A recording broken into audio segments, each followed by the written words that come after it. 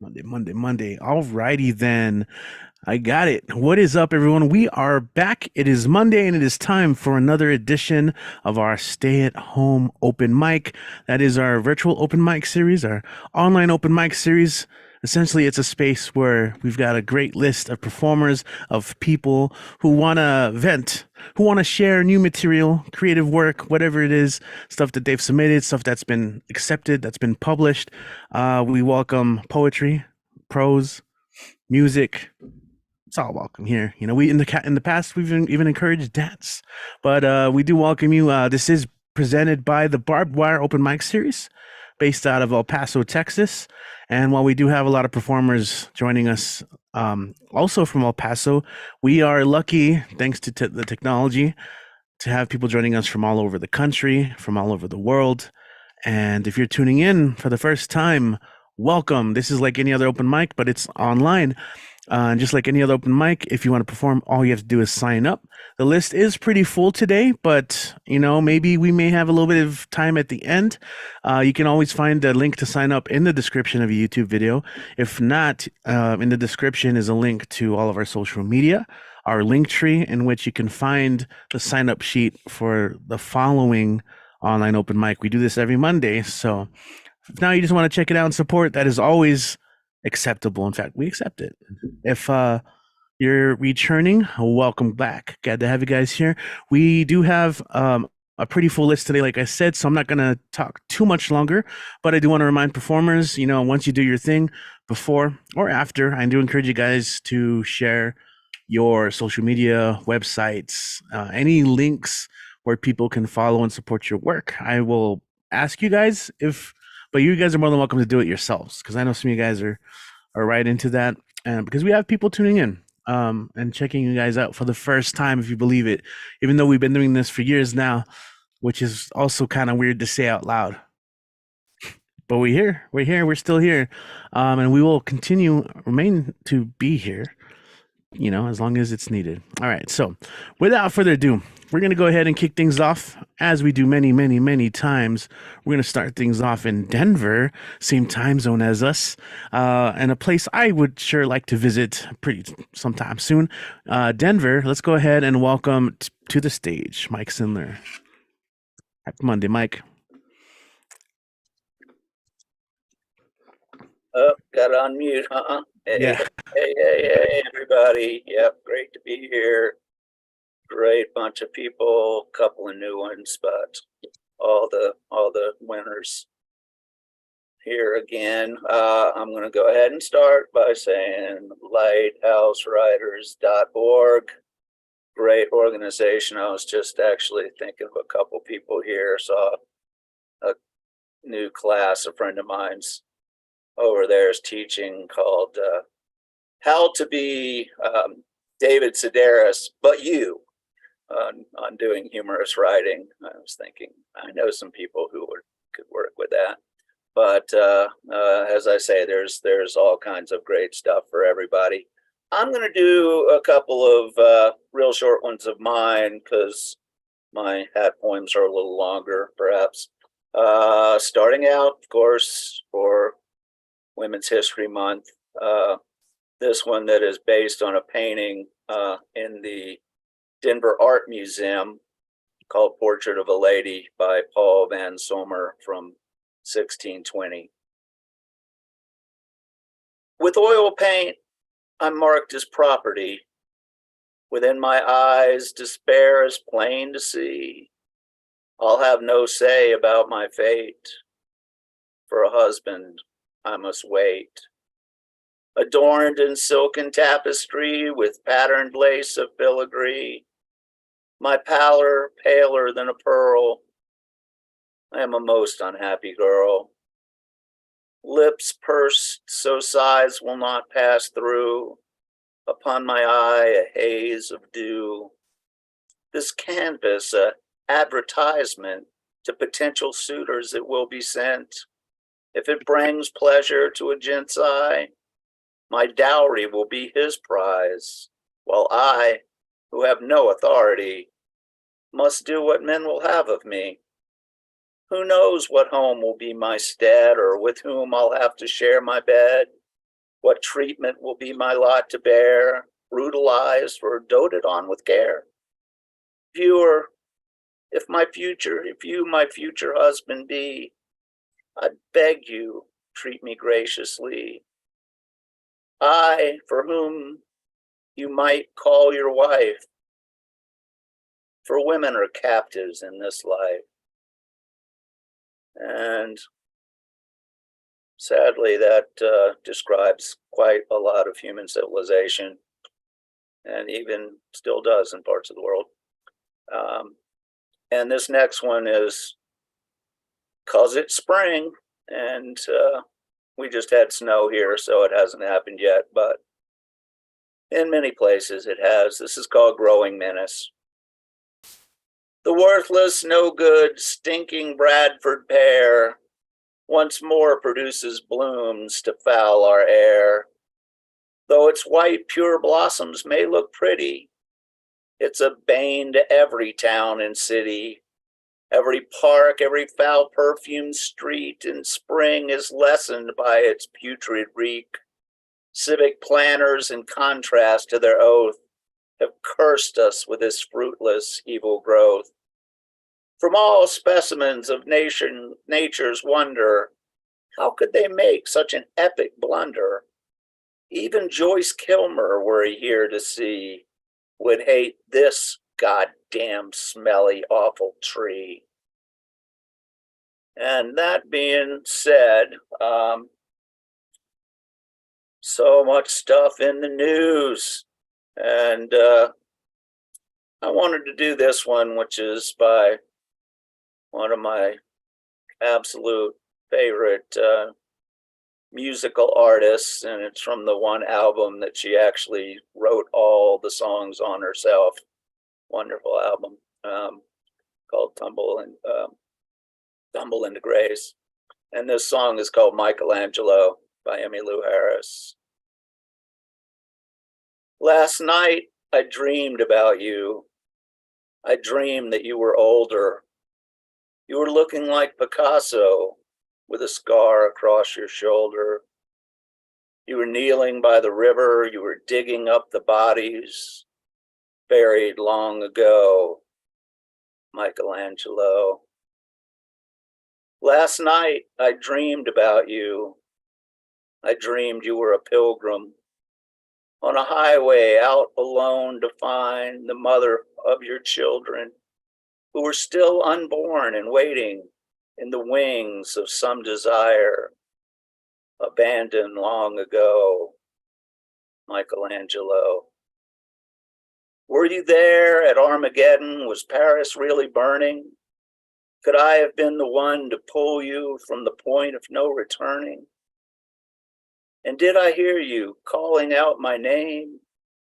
Or was it forgotten long ago? Michelangelo. Last night, I dreamed about you. I dreamed that you were riding on a blood-red painted pony up where the heavens were dividing and the angels turned to ashes. You came tumbling with them to earth, so far below. Michelangelo. Last night I dreamed about you. I dreamed that you were dying in a field of thorn and roses with a hawk about you crying for the warrior slain in battle from an arrow driven deep inside you long ago. Michelangelo. Did you suffer at the end? Would there be no one to remember? Did you banish all the old ghosts with the terms of surrender? And could you hear me calling out your name? Well, I guess I'll never know. Michelangelo. Last night, I dreamed about you.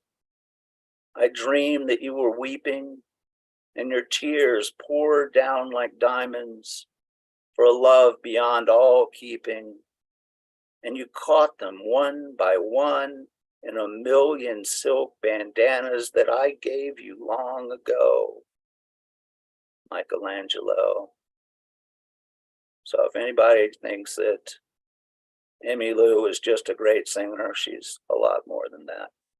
And the second one, I told you I was going to spend some time with these, is by Stephen Trask, who wrote the play that this is from, that got turned into an incredible movie as well, called Hedwig and the Angry Inch. And I decided, along with Michelangelo, this was very appropriate for all the fervor of the week. And it's called The Origin of Love.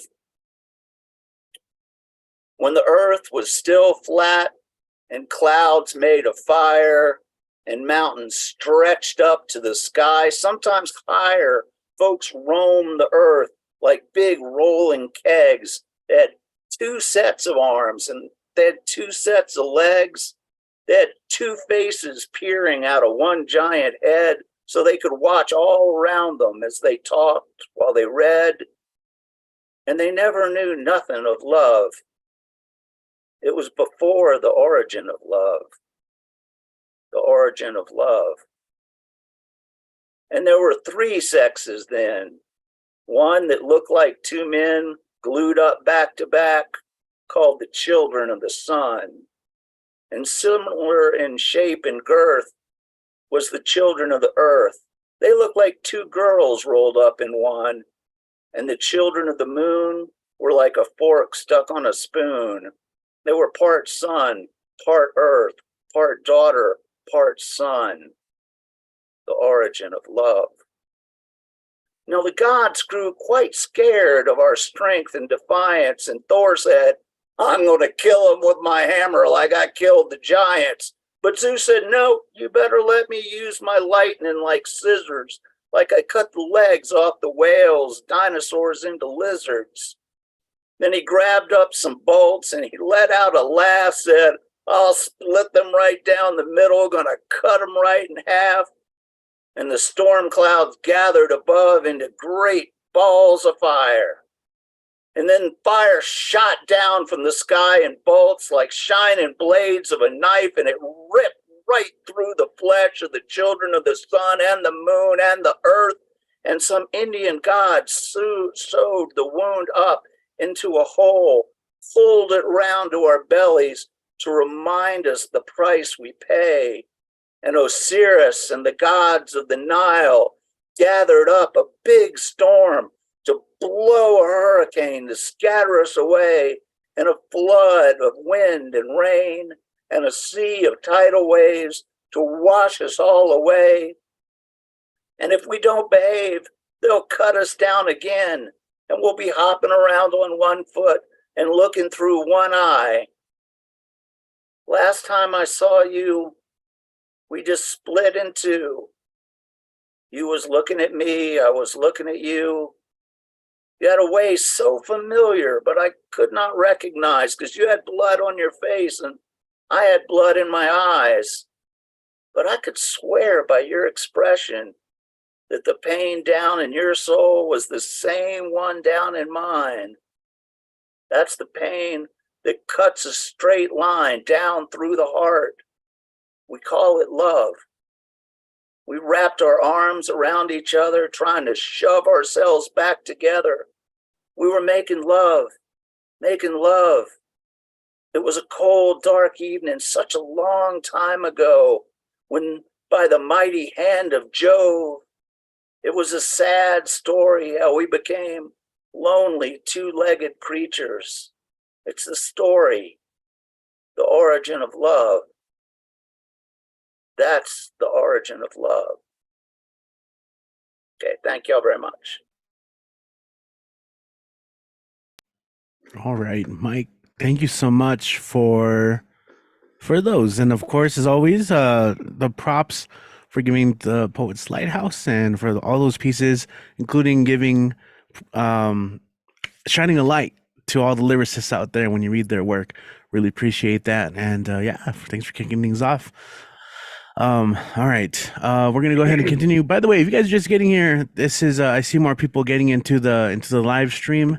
This is our stay-at-home open mic. It is virtual open mic online, so we got a lot of performers. Stick around and enjoy some poetry, enjoy some writing. We're gonna go ahead and go to South Euclid, Ohio. Or you might be, as you might see in our little Zoom rectangle, we're going to go into space for a little bit and tune in with Doc Janning, who's going to take us on a cosmic journey once again. Hey, Doc, how you doing? Oh, I'm here. All right. Uh, Hey. but I earlier I read at an open mic for the Ohio Poetry Association, and then read my usual for the city council. So I'm busy. Seasons to come, making our way from winter into spring on a bright, chill day. A cloud scuds across the sky, sun's momentary scrim, herald of storms to come.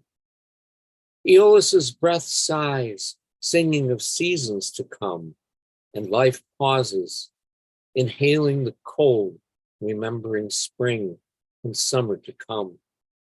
Remembering flowers and the scent of grass in the fields of yesterday. Remembering leafy shade, the songs of birds and the laughter of children. Remembering the sounds of love, of burgeoning growth, and of harvests yet to be.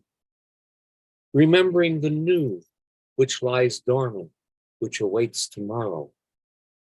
Remembering the future, remembering the future, remembering the future. This is titled, I'll Sing You Tomorrow.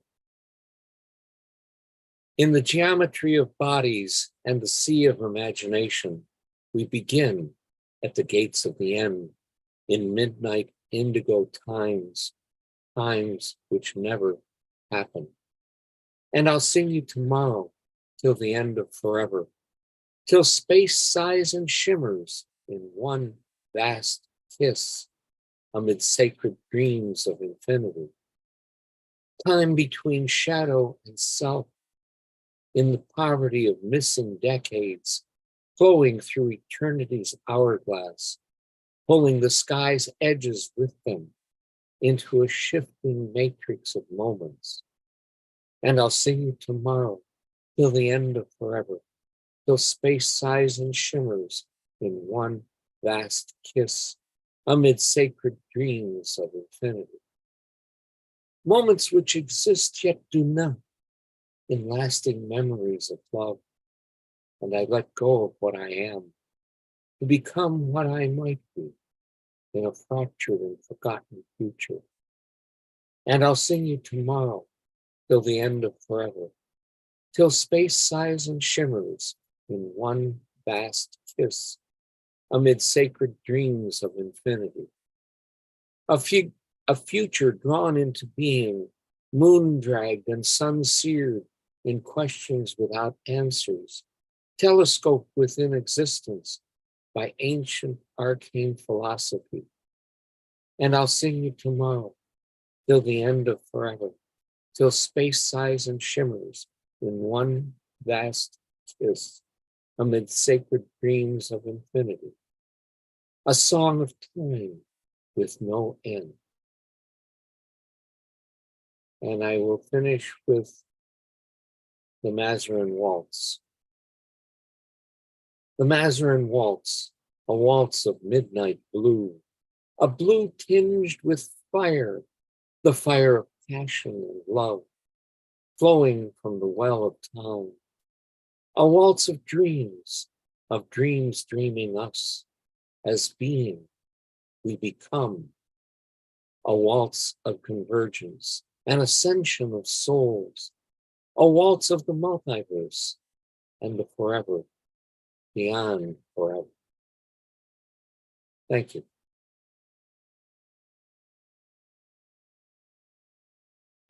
Awesome. Thank you. I'm sorry, my mouse got stuck there a little bit. Thank you, Doc, for those. I love, I think you read, I remember the one from last week too about the future. Cool. Thank you. And how can people support you online in case maybe they're tuning in for the first time? I will put the information in the chat. Right on. Cool. Thank you so much. As always, thanks for tuning in with us, huh? Doc Janning, My everyone. pleasure. South Euclid, Ohio. Okay, we're gonna keep it going. It's a pretty full list, so I appreciate the fast sets. We're gonna go rapid fire. So our next performer wrote a play, a very special one, and tickets go on sale this Wednesday. It's called Words of the Prophets. So we'll be sharing links, or at least ways in which you can keep an eye out for those links for the theater in Manhattan if you're in that area, or as well as the live stream, which will be available internationally. We're gonna tune into Pittsburgh and say hi once again to Vale Larkin. Vale, good to have you back. As Hi, always. good to be back. Hey.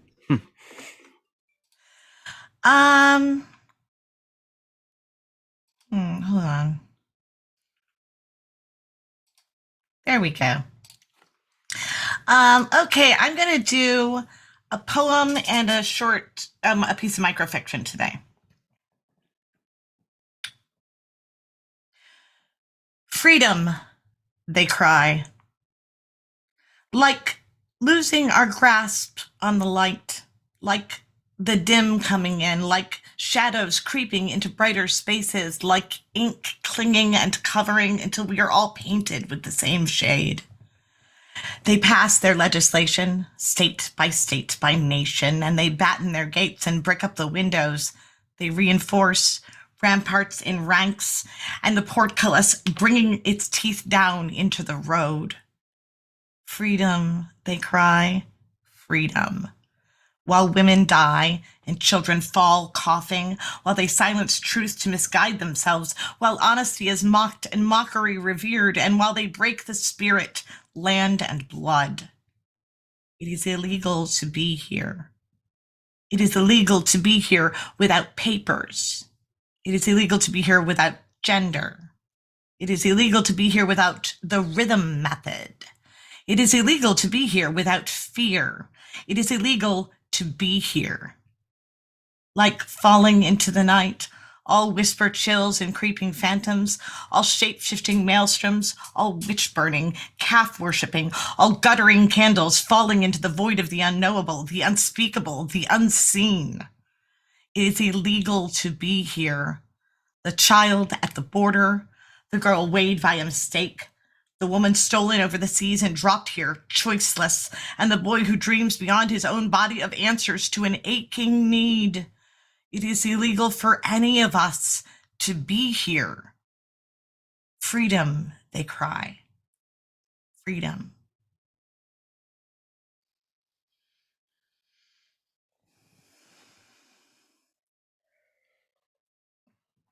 Okay, now I'll do this short story. We are the ancestors they are dreaming. We were born in hospitals or houses, the occasional ship, and shacks and shanties everywhere. The only choice for many mothers save the alley or field. We grew up in schools, speaking a million languages, and in the streets of every city, and in shops, factories, the mines, and the brothels. We grew up, or we died of the many ways the world eats children. Some of us left home, others did not.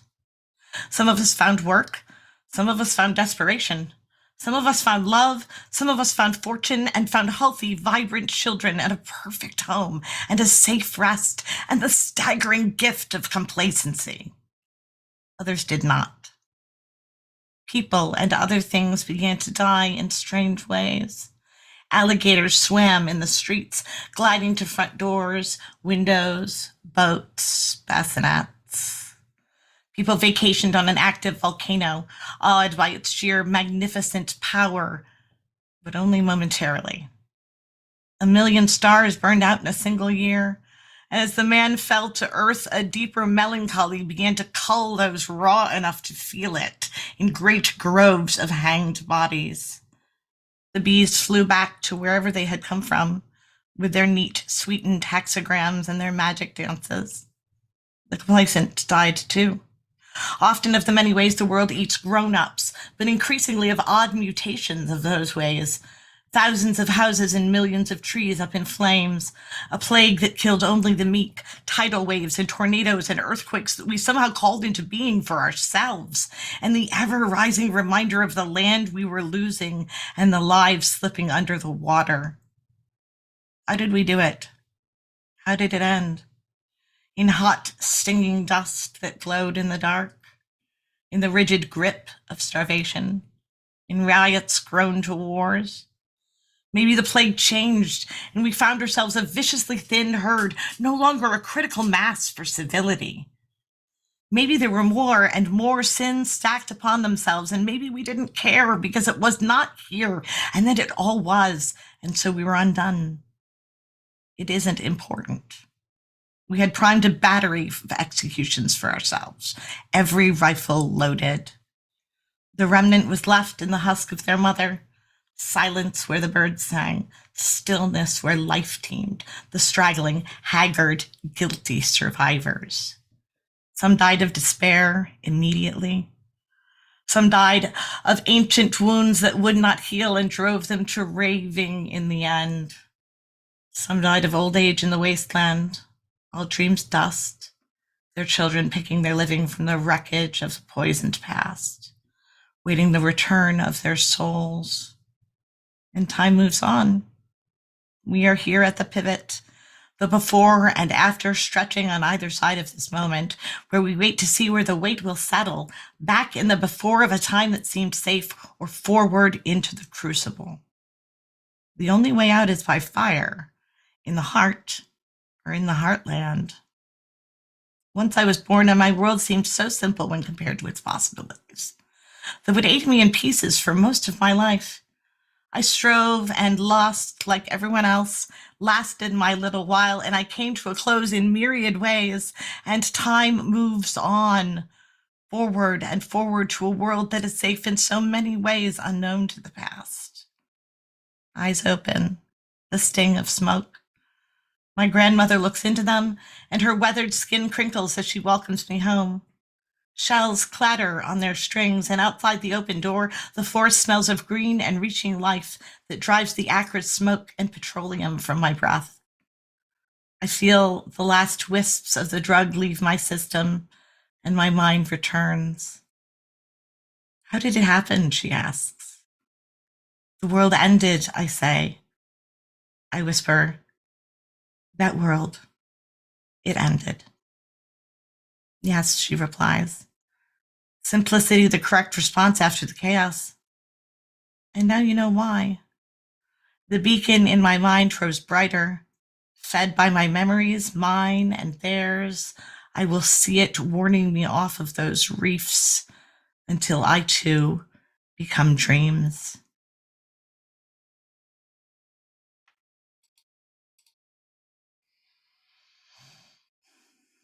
Thank you. Ooh, I mean, thank you. I think a lot of people are really needing these right now. Again, I mean, just what we need.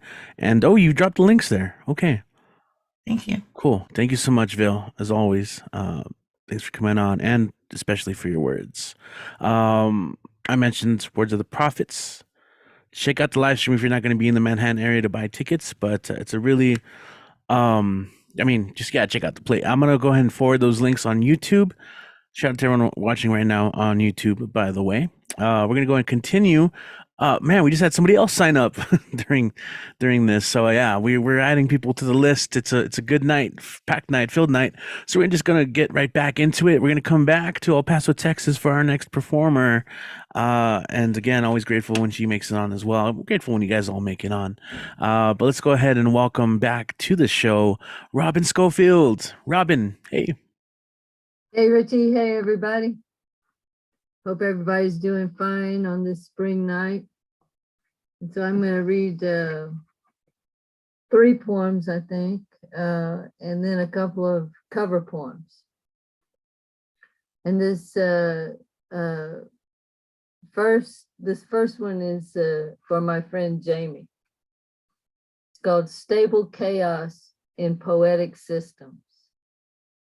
Little blues shudder across borders of sun-rayed desert marigold, butterflies whose wings are not one hair's breadth thick. To think their doppelgangers in the canyon fan a committee toward a Central American revolution, steer the ocean's weight, thus lift the whirling clouds. When I turn down a dinner invitation, is it my hunch or a wing that stays me? While buds rain down in El Paso, snow sweeps the high mesa onto Santiago, who calls me drunk, doubting his authority. Taos weather, snowstorm without respite in a cabin warmed by wood stove. The birds know to come south. Why not you, my friend, in your red pickup truck? We have hot water at a touch, though not all our neighbors do. I'll give you winter fruit, lend my down blanket stuffed with cause and effect. I was afraid we had lost something. My breath over the phone swings the frost off pine needles outside the stoked cabin where Santiago is huddled. His lens and my lens stretch out of differences in initial conditions. Snow on pines out one window, little blues on yellow blooms out the other. What countries they cross, lemon-aired. Morning doves curl claws around the telephone line, in on the call. Okay, and this one is called Strange Attractors. I'm working with some scientific metaphors here, as you can see. The transformer blows and leaves the city without news, undone by a squirrel jolted into dust. The voltage rises through the dining room and bites the skin of a tortoise out the back door, reversing course, dumping a legend of rain and dark matter.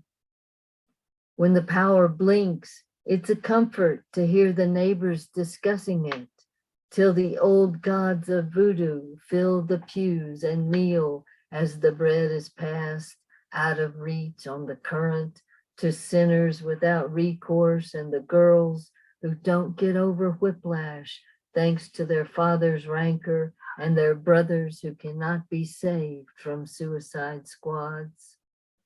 The bridge over the canyon so thin, it shakes like one filled with hunger. This one is called Another Coyote Survival Story. And once upon a time, it was named Best of Best by the El Paso Writers League.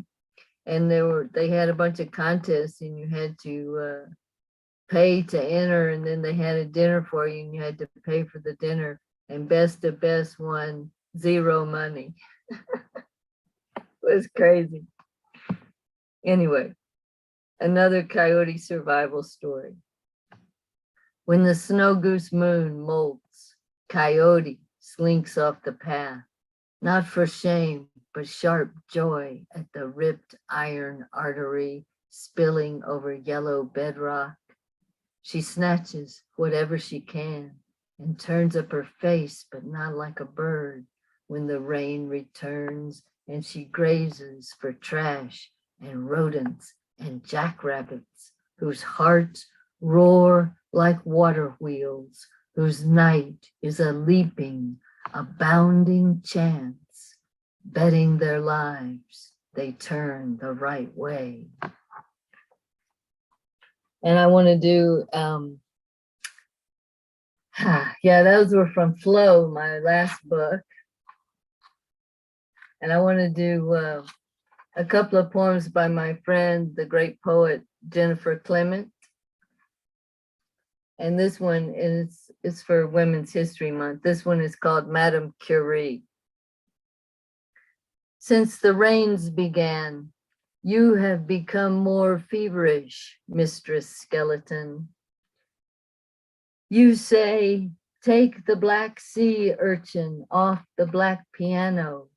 My hands are too burned, and wonder at the length of your tibia.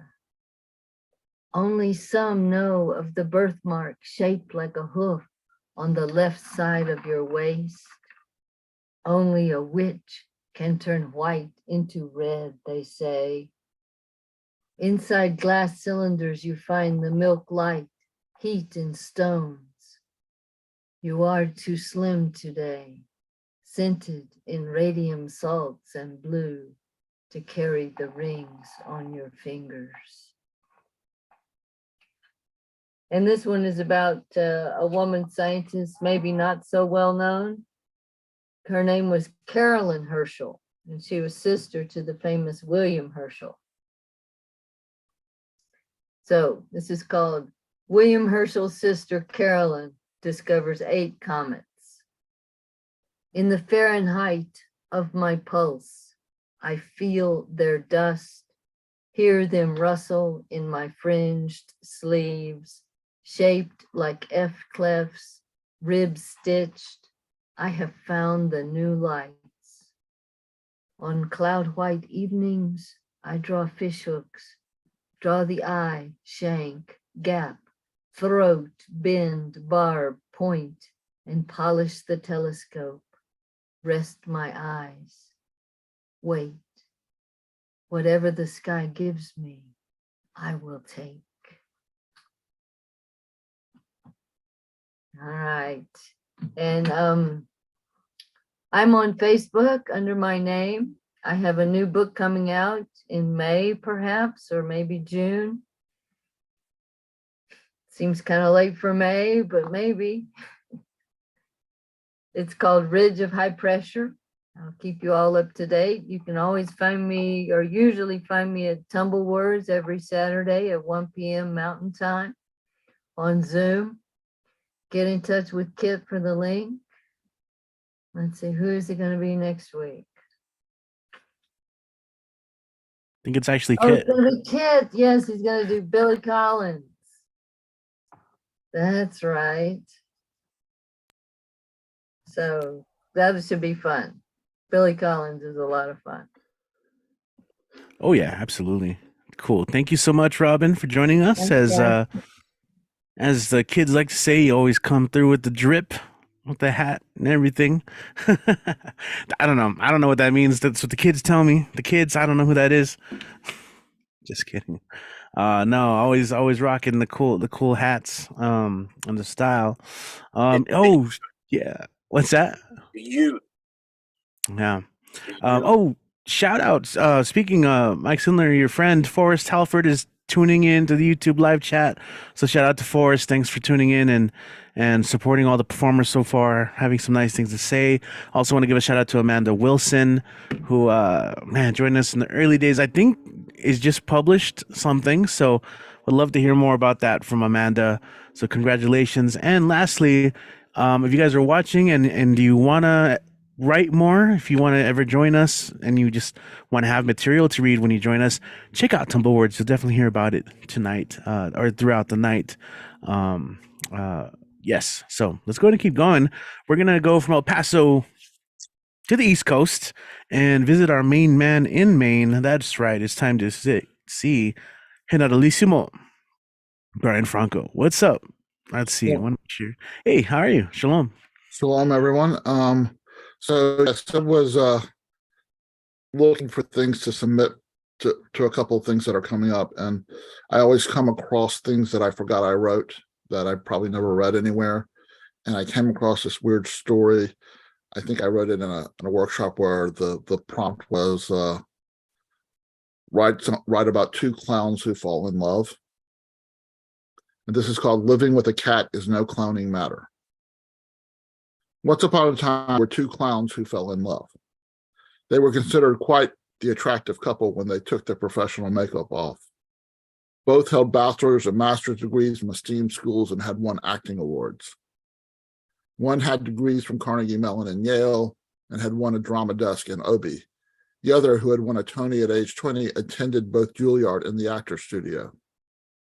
They were both fans of opera and modern dance. They met while taking a singles ballroom dance class. They tried out all the new restaurants and attended gallery openings and poetry readings. Each had been nominated for and won pushcart prizes.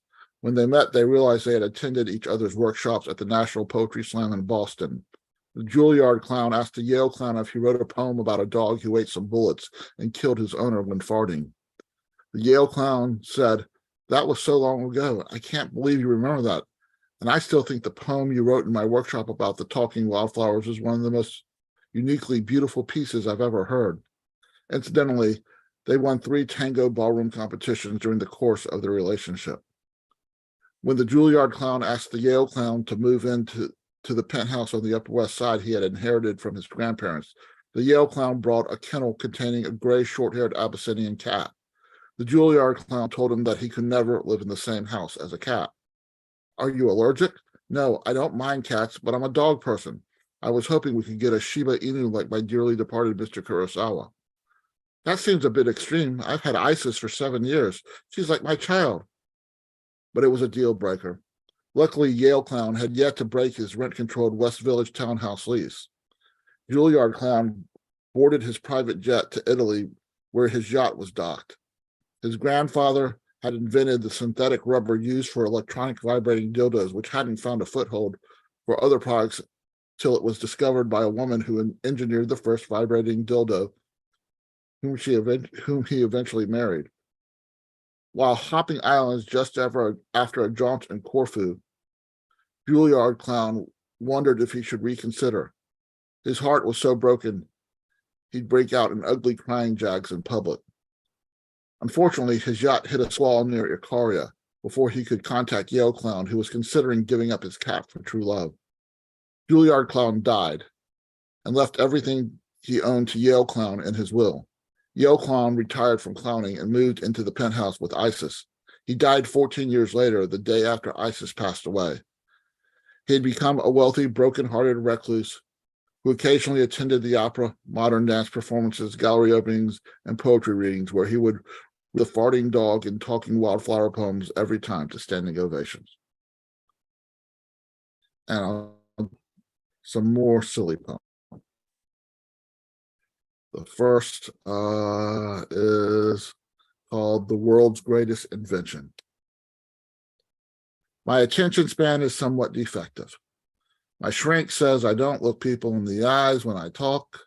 Also, I purposely pretend to not listen when I listen, so when I say something, others won't be listening to what I say.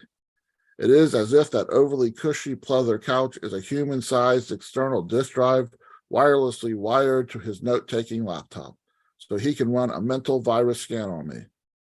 The patent for that invention must be worth millions of dollars, maybe even billions. This is why I drive an hour and a half each way for a 50-minute appointment every week. Poem number 2. Is typing with thumbs easier than talking, or why I once blocked all texting from my cell phone? My 62-year-old brother, the most conservative person I know, is a texting prodigy. He texts faster than many teenage girls. He texts while walking. He texts while talking. He doesn't text while driving. That would be dangerous. If he had a waterproof cell phone, I have no doubt he would text in the shower. On more than 3 occasions, I'm going to skip that. He never makes typos. His thumbs move so fast, it's like watching Savion Glover tap dance in unison with the late, great Gregory Hines. I have so much faith in Alan's texting acumen. I believe he could place or show at the annual Red Bull International Text-Off Tournament in Tokyo, Japan, which has never awarded a trophy or ribbon to a male human being. And then them who conspire against people with feet. I believe there is a conspiracy afoot between the manufacturers of shoes and the makers of shoelaces. Every time I buy new shoes, I tie them. There always seems to be at least a foot of shoelace left on each shoe. I double knot them, yet there is still enough shoelace left over. It is inevitable I will step on them. Anyone who has stepped on a double knotted shoelace knows the bow gets pulled out, leaving an extremely tight knot that can only be unknotted by using a tiny screwdriver or the tine of a fork to unpretzel the impossible pretzel. New shoelaces can cost upwards of $3 or $4. What a profit margin! Enough, I believe, for certain unnamed shoe manufacturers to get their kickbacks. Thank you, everyone. All right, thank you. Thank you so much. Yeah, man, your distinct voice. I love it. Do you have anything coming up that you'd like to promote before we move on, Oh, Ryan? the only thing really, because I just did Tumble Words. I had a launch for an anthology on Sunday. Really, the only thing I have coming up right now is my next Cafe Generalissimo, which is, and I want to say 2 Mondays. It's on the 2nd or the 3rd. I'll put all that in the chat right now. All right. Awesome. Cool. We'll make sure to forward that as well. Thank you. All righty then. Cool. Generalissimo, Brian Franco, everyone. Check out, if you haven't had a chance, Cafe Generalissimo. And okay, I see all the links right there. I'll make sure to forward that. Okay. We're going to go ahead and move along to, from coast to coast, we're going to go to San Francisco Bay Area and visit Finn Bell. She's a Pisces. Hey, Finn. Yeah, Hello. coast to coast. Evening. Good reference. This evening I bring you two poems, both relatively brand new. The first one called "It Is Morning Here." The rooster crows his joy on weekends. His crow is bleary alarm I waken to prod me ready for school on weekdays. Good morning. A sun has never been this orange, a golden, full butterscotch drop suspended in the sky. Its fervor for this life is as lusty when it meets us as when it departs. Its arrival, its lingering goodbye, always equal fervor, an attentive, patient lover, constancy in the daytime. The sugarcane rustles back a greeting, last sway, a sensuous reminder of how nighttime holds on in the shadows for as long as she can. The leaf blades grow coy, settling its roots more firmly in the generosity of the nurturing soil, a desire to be still. And this one is titled Snowstorm. The floor will appear until where I next step, the door is where the world ends. Yet, this is where I am, loving phantoms, pressing my hands upon the peeling wallpaper. I do not stall them from seeping out of walls, exposing my ghost arms to the sun and watching as they dissolve. We are helpless as the apparitions escape the house. They have known the places unseen, understand boundaries, disregard them. The wide world outside of you becomes the seduction riding the atmosphere, fast becoming reality. You long to exist in the beyond amongst them. You put one foot before the other, but do not comprehend this is not for you. The ground will fall out from beneath. Outside, the world is overwhelming as it closes in around your head. Sky, a pale powder of smoke halos you. You realize snowflakes can be minute, can fit on the tip of your little finger, can be 1 in a billion miraculous iterations present in this harmonious blanket of silvery 8-point blades, and still each one pleads to be unique.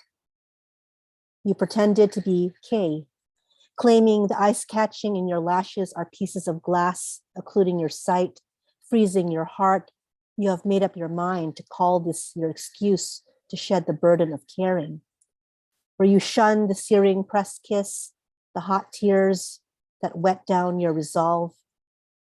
You do not want your Gerda, because Gerda is the spring. Because Gerda smells of the rose petals tickling your cheeks. You used to pull off her thorns one by one, just to excite to the bright crimson blood, pulsing sensation from your pricked fingers. You don't want your Gerda, because Gerda's heartbeat is too familiar, and the heart is home, and home is love, and love is too damn frightening. The roses ceased to bloom the summer she put one foot out in front of the other, seeking you, swallowed by flurries, gray flint arrows in the billion. The garden, abandoned, circles the house. Senile and mad, they reminisce. That's all. Thank you.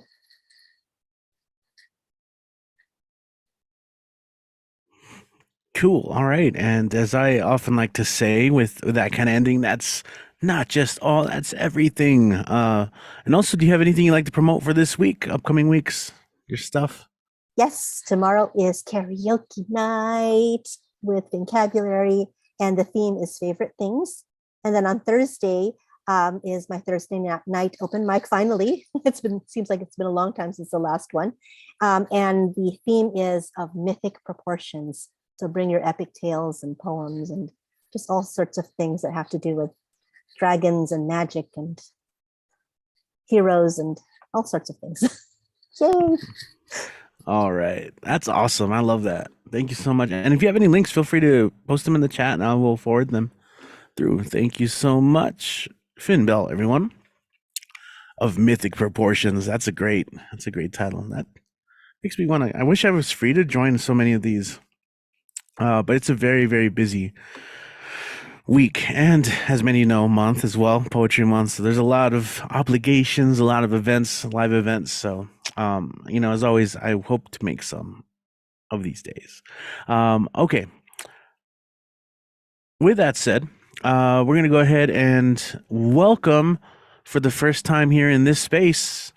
We're going to tune in to Houston, Texas, and welcome CP Mays to the show. Great having you here. Welcome. Hello. Thank you. Mm-hmm. Shout out to Finn Bell for putting me on to this. She's so awesome. She's always promoting everybody but herself, really. So shout out. This is for the last year's 30 for 30 for NAPO Right Mo, National Poetry Month. And someone was asking why I can't take the Marines out of my poem, that fervor. So this was for that writing group. It's called Rule Skating. Dedication to all starfish writers. My dear starfish writer, my figurative language has been flexing on the future as if there's a chance that the history books might forget me. Diction drenched with dope fiend, crackhead, junkie sweat.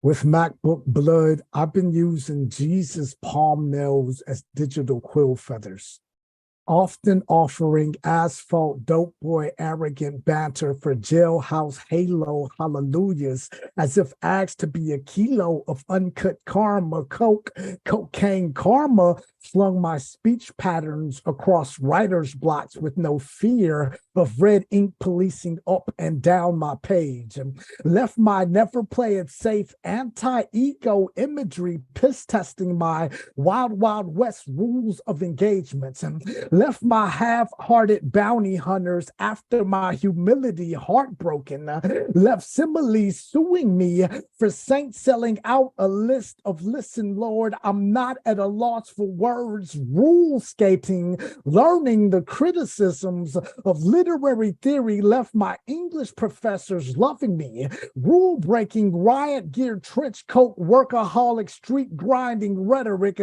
left the thugs loving me for life, rule skating around my brass knuckle, left the starter dragon fire faith, left the future loving this fight in me I can't ignore. I found the skeletons in my closet giving standing ovations for how my spine stands up without a hanger. I found that out of an angel's alcoholic withdrawal symptoms, Jesus turned water into wine. I found that yearly Valentine's Day cards to Mary Magdalene granted my gifts with the love of Jesus. Addicted to conversing with Marilyn Monroe, overmixed drinks about how beautiful her overdose overdose was. My Molotov cocktail catharsis stays joyriding around my halo with whiskey. Just wish me well on my breast. Adam's apple armed me with an Armageddon of God, gassed up my gifts so I could drive around without written holes. With the lips of an I'm longing for you, Lord, finds me leveraging Lucifer's hellfire from my tongue. Y'all, I find my sometimes, somehow, sins, some way signing themselves up at an open mic in purgatory. Diction loving the no language restrictions like fuck yeah, fuck you, fuck holding back maze. I find breaking the curfew of cursing at the right time is as important as pumping brakes on iambic swinging wild. And why with my rhetoric, I'm the reason why the devil doesn't have wisdom teeth, clutching stanzas as if they were shotguns. I stay ready to shoot down any fear that's giving me dirty looks. I swear, y'all, I'd burn a metaphor to the ground before I let shallow waters run deep with lukewarm language. I swear the whole world's a stage where actors can't remember their fucking lines. I swear love's love language is something I can't stomach the lessons for, scaring the bejesus right out of me. My English professors started confessing on the low in smoke pits that my poems, some of them, were as strong as the ones on my syllabus. So I started track and fielding feelings just to prove I'm Kurt Cobain and Sylvia Plath's love child, scaring the devil right up out of me. Denver's University Law Department studied my syllabic in order to make cross-examination stronger, knowing graduate students would have to write essays covering your future will ever so humble you. Knowing they would write essays covering your future will ever so humble you. It's why you're so humble, Maze. It's why you run with the humble pack of artists. Rule skating. And I have one more I written for last year's creative writing class, senior class I had. It's called Kid in the Jewelry Heist. I was born bored with a set of machine gun gums, groomed to one day believe in this gift of gab, the same way strung out ghosts believe in gospel. It's a passageway. It's a time machine. It's a loose cannon disguising itself as a paycheck stub. It's the bully inside the playground of your own consciousness, desperately needing someone else to pick on. It's not being afraid to die. It's because you almost did way too many times before you hit 30. It's a cell phone on a tin can string of lies. It's an I'm almost glad you got away. Almost glad I didn't stumble a drunk room full of metaphors into this love-hate relationship my penis has with itself. Damn if you bolt. Damn if you nuts. It's not giving a fuck to a cheap one. It's never wishing to be young again because your childish temper tantrums never grew up. It's being a rock star. It's being a rock star with rhetoric. It's being a rock star with rhetoric and fasting your words for 24 hours so you may better understand sound. I was born bored, half hungry, half a halo, half the time. I feel like half of a two-way street headed towards nowhere. Hold up.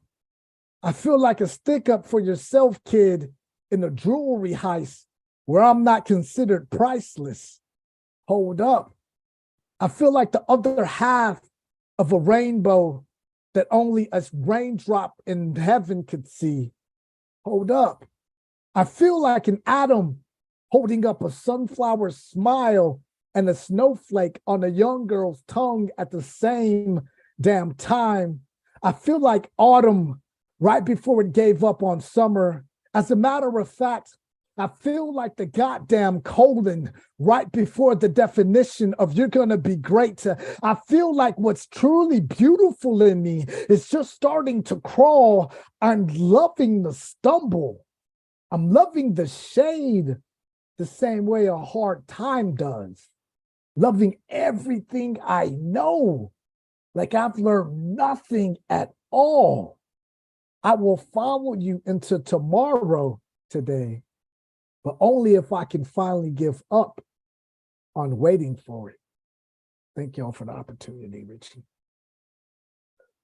Wow, awesome, awesome. I freaking love that. Thanks for joining us. And before we move on, really quick, how can people find you and support your work online? Facebook and Instagram. I'm CP Mays, just the letters straight out. My manuscript. I'm shopping around now, and I haven't figured out if I'm going to self-publish yet. But get at me on the back channel. We can converse. I love building with poets. So shout outs to Texas. Yeah, right on, man. Glad you can. And we're here every Monday, so whenever you want to come back, we're here. All right. Awesome. Cool. Glad to have you. Let's go ahead and switch back out. Cool. CP Mays, everyone, go follow him. If you haven't already, we're gonna go ahead and we have more performers. Okay, yeah. Dan, so we're not quite at the end yet, Dan. But we're gonna go to New Jersey and tune in with the Chameleon Poetic, who is here, right? Where are you? Oh, Terry. Yeah, there you are. Okay. Hey, what's up? Hi. I'm working on a piece right now. It's not finished, but I'm going to read it anyway. Paris finally made it there, but it's hard to do Paris right when funds are tight. Stood in front of the Moulin Rouge in surreal stare, stooge. Got a cab back from the l'hotel. From there, forgot all but a few phrases when I was needing them the most. Like when the super helpful taxi driver tried to tour us around the city. No, not écouté to the fact of no l'argent. I repeated the address of l'hotel until he eventually gave up and brought us there. Another night in the Latin Quarter, I danced away until another jeune fille kicked me very hard in the shin and forced Madame to run for cover to nurse my extremity, wondering why I came. She followed with her apologies. Ah, Paris, the Tour d'Eiffel, the Seine, the riverboat with no one describing anything while we silently, asseyez-vous, passed through the unlit looming monsters haunting from the caverns filled with souvenirs of the plague.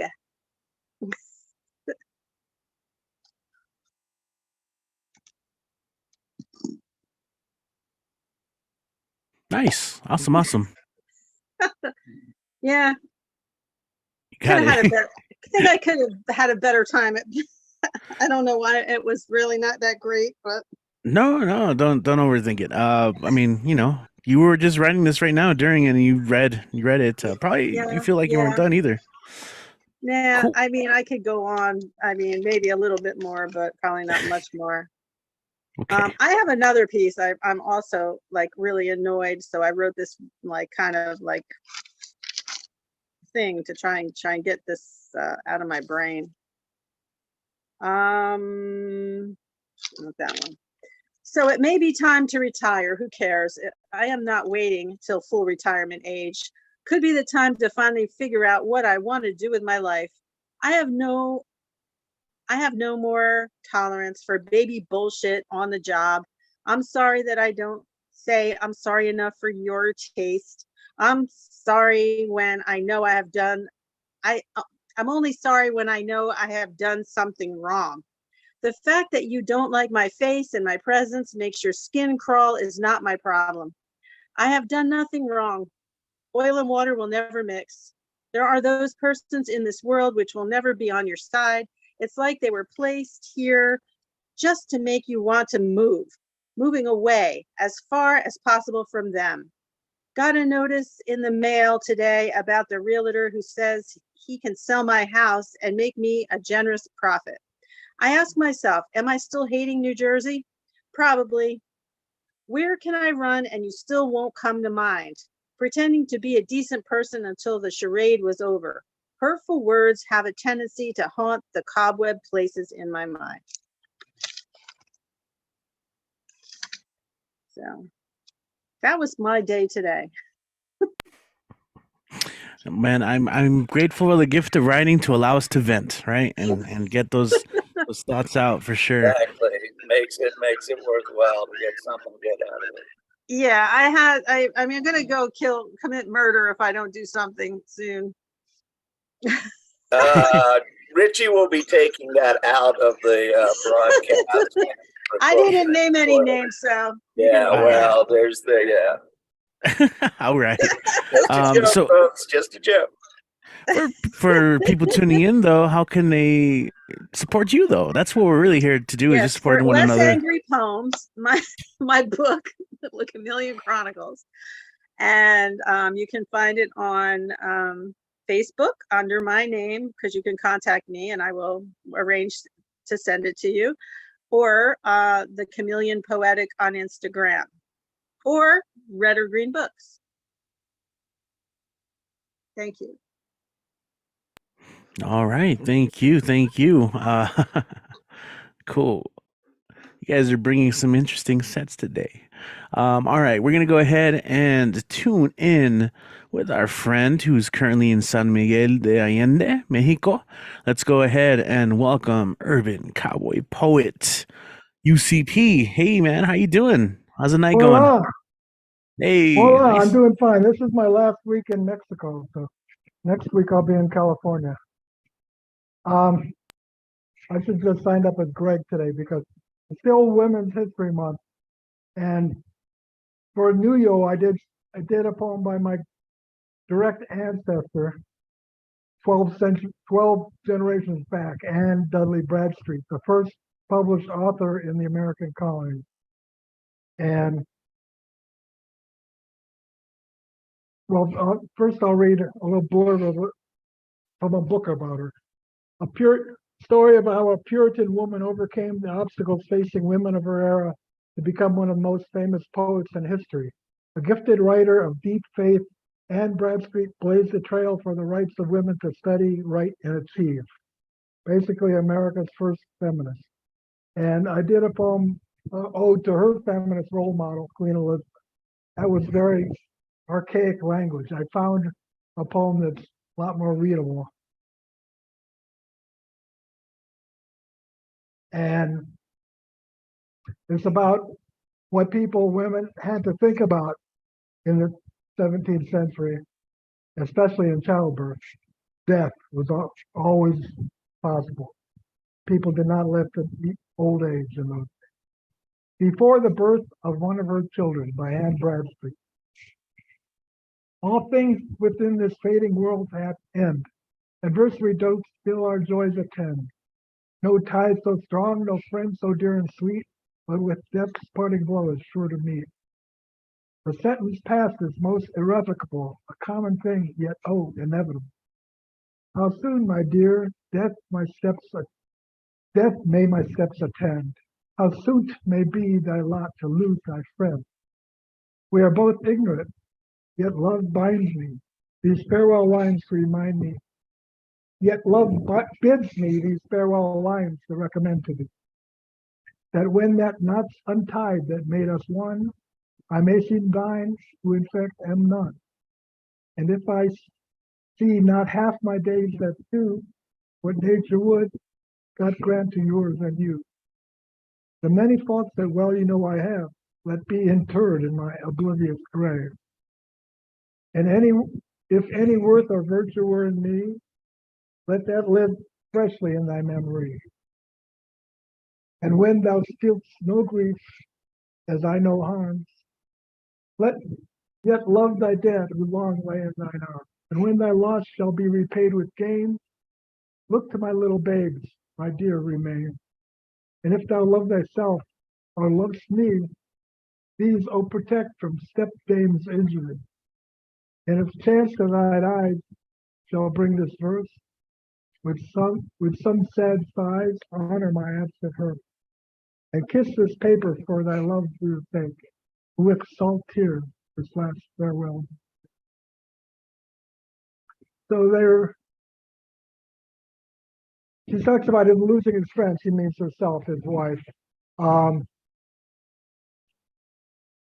And she beseeches him to maybe marry again because they have children. But the stepdame's injury, she asks him to protect her children in case his new wife turns out to be an evil stepmother, a stepdame. That's it. Oh, she did live to be 60 years old, which was pretty good for 400 years ago. She had 8 children, most of whom, if not all, survived. And she even survived the Great Fire of 1666 that destroyed her house. Pretty good long life for 400 years ago. Okay, that's my bit for women's history. All right, thank you. And we will look forward to, I guess she'll be back in Cleveland? No, Back San Diego. Next. San Diego. Cleveland after Easter, I'll be in Cleveland. Okay, gotcha. All right, we'll be looking forward to that. Thank you so much for joining us, I'm Greg. going to meet my granddaughter in San Diego. Awesome. She's Cool. like 2 weeks old now, or a week and a half old. Wow. All righty then, man. Good to see you. Thank you, Greg. Sorry, I'm losing my place here on the Zoom call. All righty then. Wow, we're making our way to the list, but we do have people still being added, actually. So, okay, to be completely honest, before like an hour before the show started, I think we had like 10 people signed up, but we doubled it like since we started. So it's crazy. You guys are waiting till the last minute to sign up, throwing me off. Okay, it's throwing me off my flow, my game, but here we are. We're still going. We're gonna come back to El Paso for the next 2 performers, back to back. Monday night means it's time for Mr. Monday Night. That's right. He's been there every single one of these since we've done these, including the unaired pilot, as he likes to call it. Let's go ahead and make room for Kit Wren. What's up, Kit? Ow! Who's also leading Tumbleboards this Saturday. It's true. You'll hear more about that later. I am trying to figure out how to link together a lot of different politically minded things into one big thing, and this is part of that process, is me reading them all. It's going to look completely random, but just imagine them stitched together very haphazardly.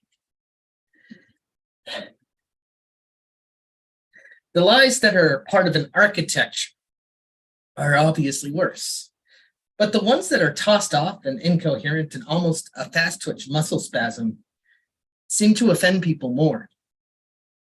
I think I heard more about a certain ex-president drawing on a map with a Sharpie than I ever have about the Republican Party's long-term goal of replacing the National Weather Service with a paid subscription platform so that for $30 a month, you can find out whether or not a hurricane is bearing down on your house.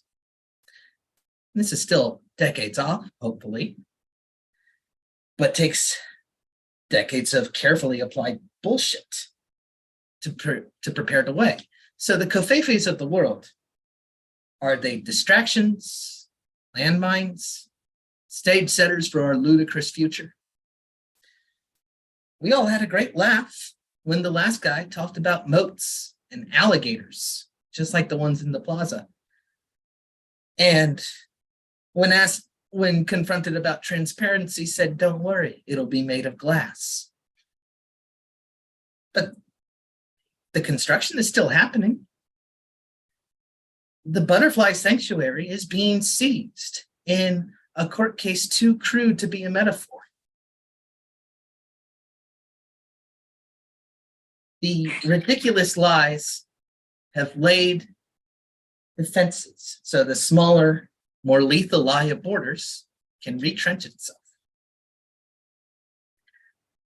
I think the angriest I ever got at a job that made me perpetually angry was when somebody made a crack about El Paso. He made specifically a crack about me being from El Paso. I was trying to go home for the holidays.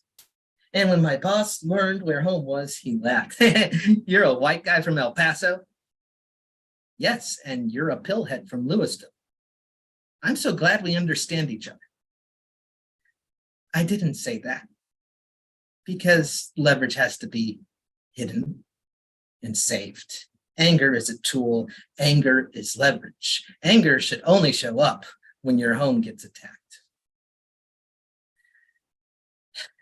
There is something the old ones used to say about a frog in boiling water. It won't notice if the temperature is arrived at gradually. I don't think this is true.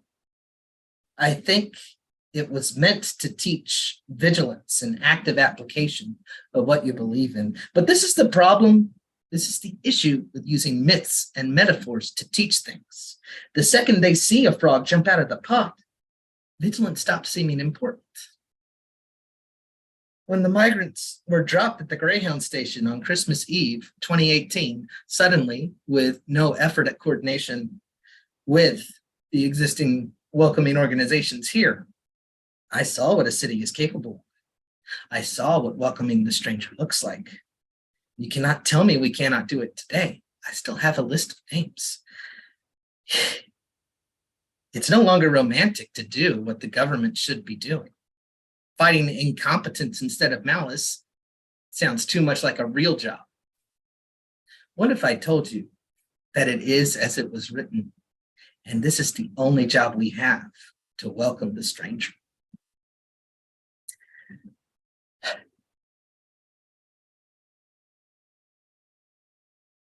The cranes have to find another perch because they will not get to use Duranguito as their nest. The downtown arena, which was desperately needed to house nothing in particular, will forever stay on the blueprints, will never be found lacking, will never have coke done in its bathroom. I fear the language we use to save Pancho Villa's safe house and the neighborhoods surrounding will be used in the future by pale and sickly men who hit money with clubs to make more money, to keep new houses away from their private mausoleums. But today, at least, the weapons are cased and unloaded. The cranes are flying away, downshifting and blaring next to a wall whose slats are too narrow for the shadows to have function.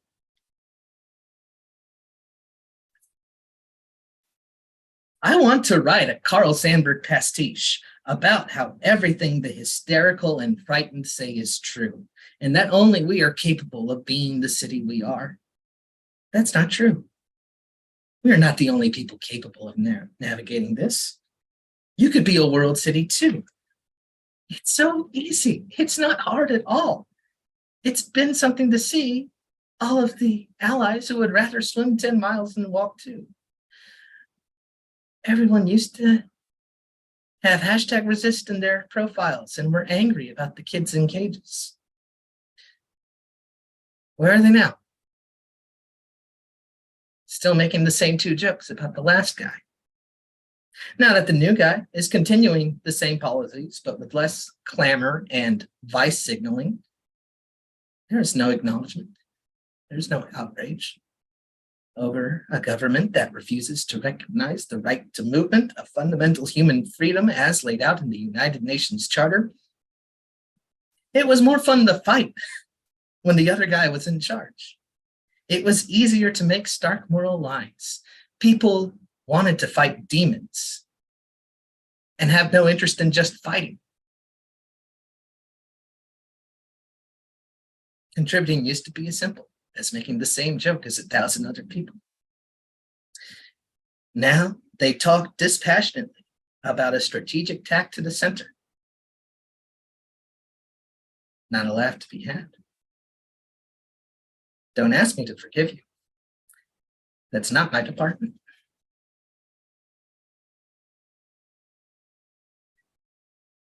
That's all for now.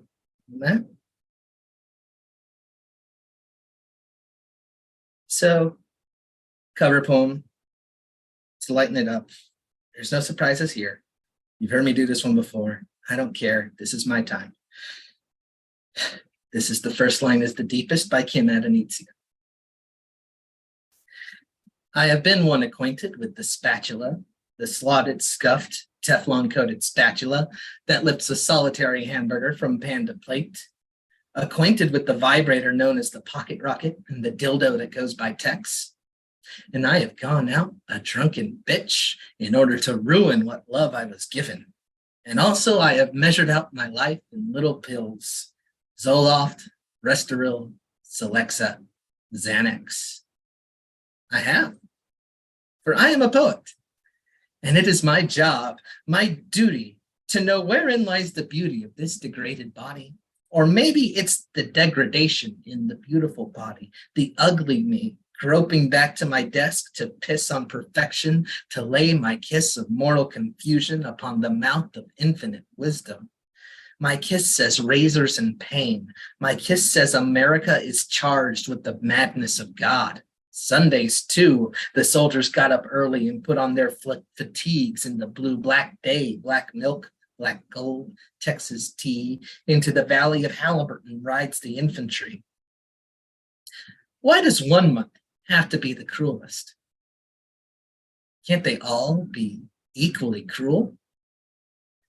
I have seen the best gamers of your generation joysticking their M1 tanks through the sewage-filled streets. Whose world this is, I think I know.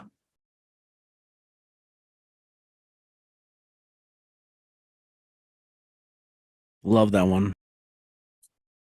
Me too. If you can tell.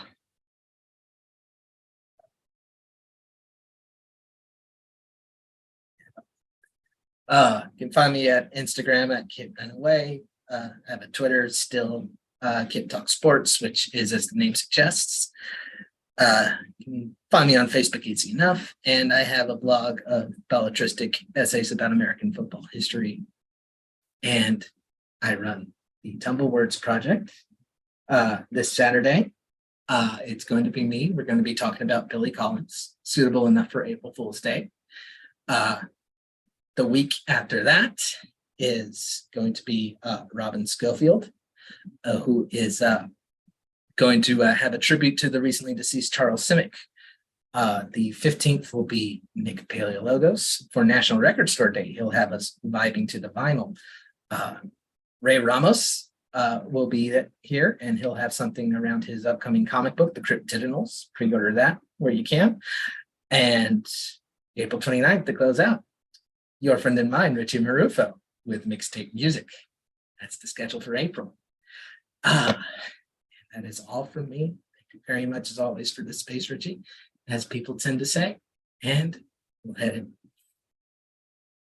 Lost track of that sentence. Anyway, I'll just. That one threw me off too. All right, cool. Thank you, Kit. Yes, check out Tumble Words if you haven't. I'm going to be letting my students know.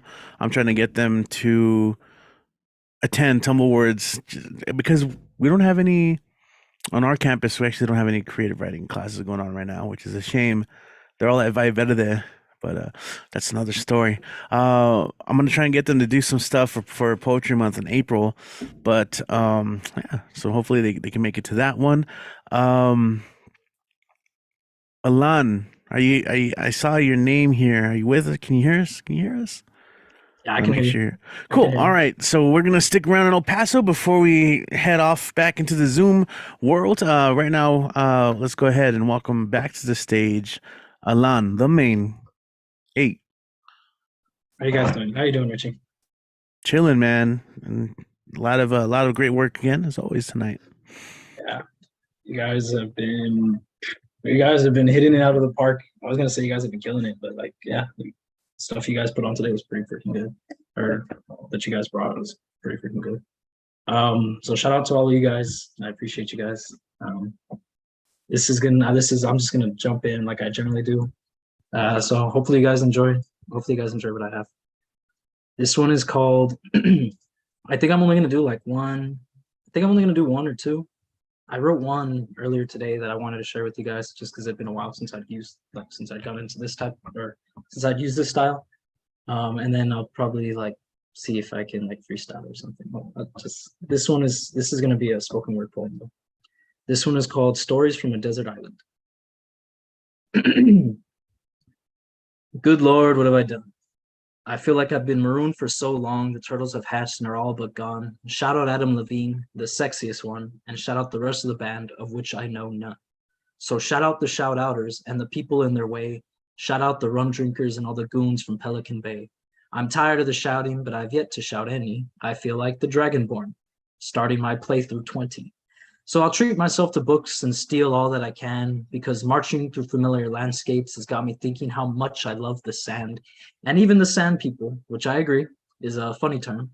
But shout out my bus riders, because those sand people always ride in a single file to hide their numbers. The sand's kind of nice though, whichever way you want to palm it, like coconuts on rock shelves that have yet to be split open. So like a heat-formed milky valentines for a vacationer with no spirit, chasing down dreams and martinis and the need to fear it. Because somewhere out there, there's a love that's unrequited. Oh, but don't shout it out, because for some reason, some sand people stay quiet. So let's shout out the shout outers who have been marooned for too long. And let's whisper upon winds for wrens and finches and merlins and yellow throats, but not for their songs, for how they know to stay silent, to understand the winds that bring the waves to keep crashing upon. Sands that are no longer sands, but perhaps even mud, to keep the chickadees and flycatchers and cedar waxwings and robins and warblers and Lincolns resting upon palm trees, if they're able to be rested upon. Because this man needs a turtle, or at least a handful of them, to be tied together by hairs as thin as his patience, to get him back to the beginning, where the beginning has no end. And then that's that one is Stories from a Desert Island. I have some other one. I want to do this one again, just because I kind of want to see how I work with the rhyming. This one I might perform in person. I just want to go. I'm going to go through this one again. This is one that you probably already heard. This one is Untitled 1, Untitled 2 or something. I haven't given it a title yet.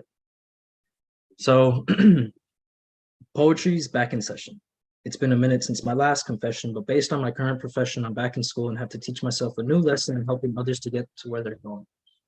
I mastered the art of being a lethal weapon. And I have to teach myself a new lesson in helping others. I'm just gonna start over here. Sorry about that. Poetry's back in session. It's been a minute since my last confession, but based on my current profession, I'm back in school and have to teach myself a new lesson in helping others get to where they're going. I mastered the art of being a lethal weapon. I would go out of my way for an instant mention, but now that I'm there and back again, I'm relearning English and still don't know the true meaning of the declension. I do, I just thought it would work better in that sentence. It's almost as if the more I think, the less I know. Perhaps the internet was all for show, and now that the poets are back in class, nobody really wants to write or talk anymore. It's almost as if it's the new season and the dialogue needs to be written because people can't make heads or tails of the old prose. And so, from the concrete grew a rose. I didn't actually write that line, I'm just paying homage to it though.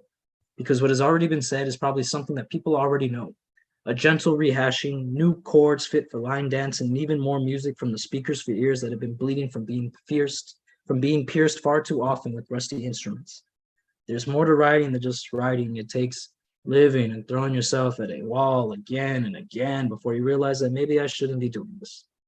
Maybe I should stop my drinking, or maybe I should stop the smoking, or maybe this is just my process, or maybe the pain that I've already forgotten is just my attempt at getting another hit. If love is the strongest drug, then y'all clearly haven't tried heroin. I mean, neither have I. I've just heard from a friend whose rap career took off before he was even allowed to begin. And now that I'm back in the off season, I went on world tours and took flights to places I haven't even stepped foot in. Some people were in Miami, and as nice as that must have been, I've been in the city of the sin where the losers always win, and I've confused it for the city that don't sleep.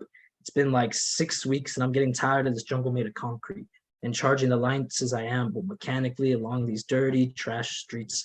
I've been hungry for so long that even the rats are looking at feast. But between you and me, it's all a matter of perspective. When I haven't been helping other people, I feel better than when I was with them. I helped sweep the city and was a part of venues and causes that aren't allowed to grow. And now that the night's over, beginning new avenues of prosperity have been allowed to show.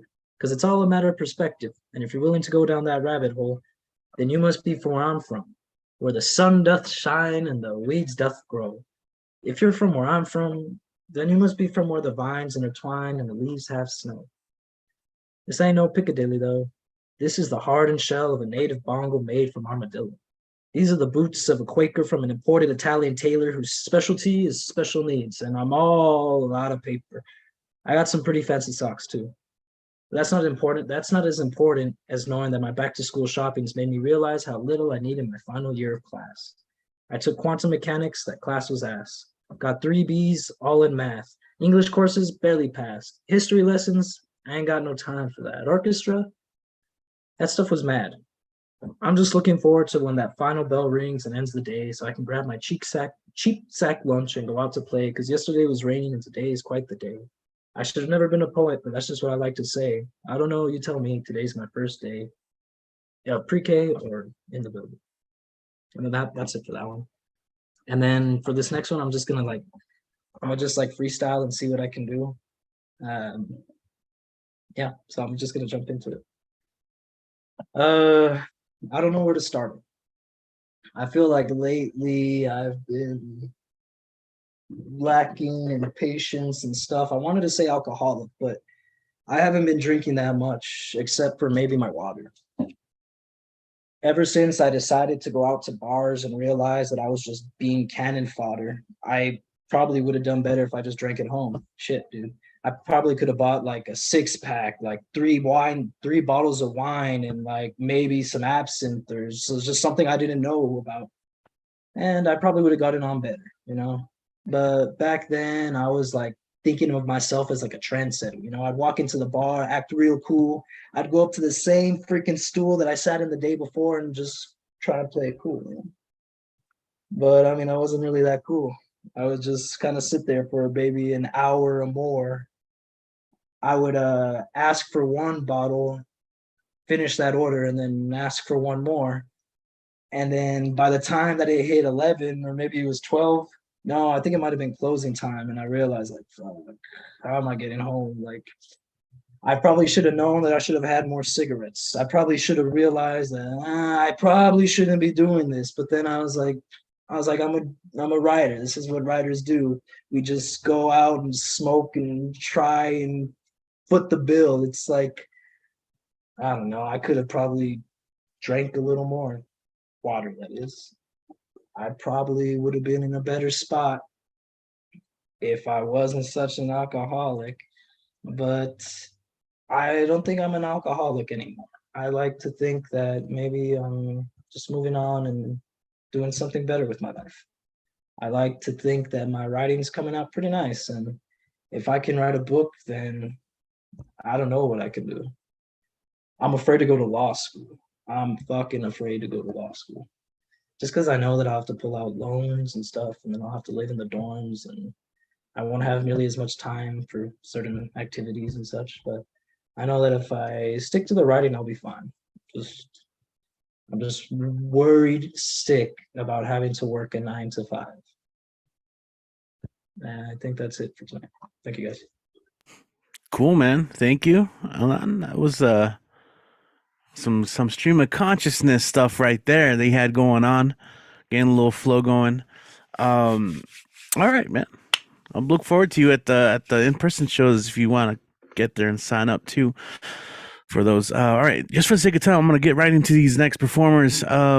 We got Frog up next, Louisville, Kentucky. Always has some amazing work. I want to make sure you're still with us. Yes, Frog Corpse, yo, what's up? Just got done finishing one. Well, not finishing. I'm in progress. Here we go. Cool. No title either. How it remains, a pungence of these flames I've tamed, soot encased, dressing the wounds of a shell I shape, melodious cane, consumed by the cinders where its river washed the banks. Then as it rained, a parade of fantabulation flooded its chorus into a drain. Oh, woeful change, pulling by the muse from a breath I think, dousing night into a day, the skin songs sing, in the phrase of golden gray, melancholic hill, riding bone and nail, a cracking dream, ripping from the quick anxiety. Got another one real quick. Lacrimal streams. In the adventure of tomorrow's dream, you are the one I see, an odyssey of my iris plea, eye to eye along this life stream, locked on sight of what could be, washed away in memory. I followed through a trail of perilous sighs, moving through the brambles had I once encircled you inside, adrift in the drip from lacrimal stream, pining on the morose moods, casting its shadow on evergreens, contention on condescension, witnessing beaded sclera blinks, with this breath by lone exhale, Anadonia crowns my speech, passe flush complexion, distressed with bourgeoisie, a cracking flow from walled emotives, its damn near withering, a bureau pulls in closer, running on the currents of you and me, dyeing denim linen while rolling in colder sheets, placating sounds from haunting shade, cathonically engraved in me, dianthus rhododendron hazel eyes, imprinted on maiden pink, pom-poms, asters, marigolds, hope placed on a dying thing, dahlia in my palm, vision my acting dream, planting growth by two souls, where the campfire dances by its beating, strumming its song in the midnight still, to the groans by winter grieving, and a thought on rolling eyes, tired at night near listless thinking, to place you think me up inside, space as shallow as your thinking.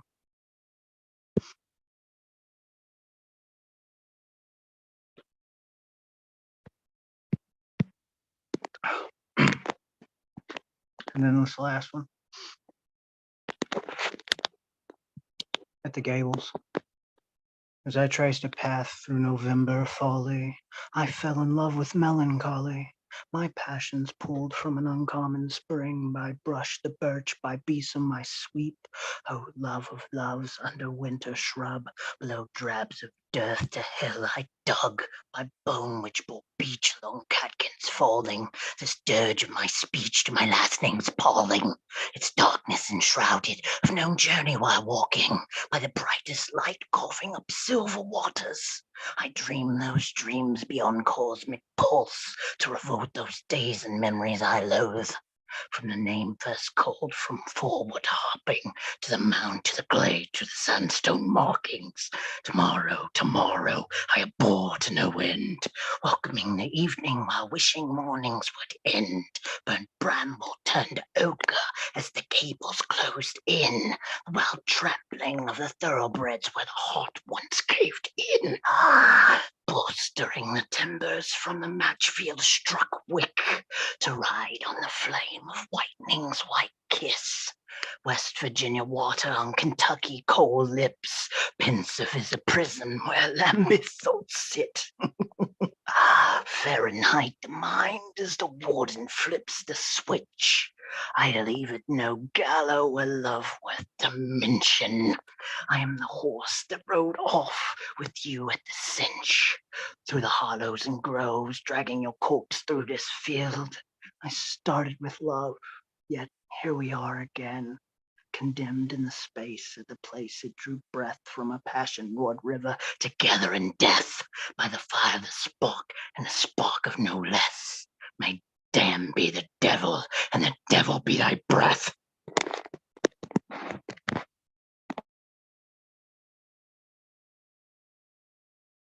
All right, we're all snapping and clapping in our little cubes. That was great, Frog. Loved it, man. Do you do voice acting? If not, you need to. But how can people? Do you have a social media where people can follow you that are watching right now? Yeah, at Frog Corpse on Instagram. You can also check all my work at Cajun Mutt Press, and that should be either a .org, a .net, a .com. It's a .fucking something, so you can check that shit out. And then, yeah, look me up July 14th and 15th in Louisville, Kentucky. I'll be doing Gonzo Fest, the final one to honor Hunter S. Thompson.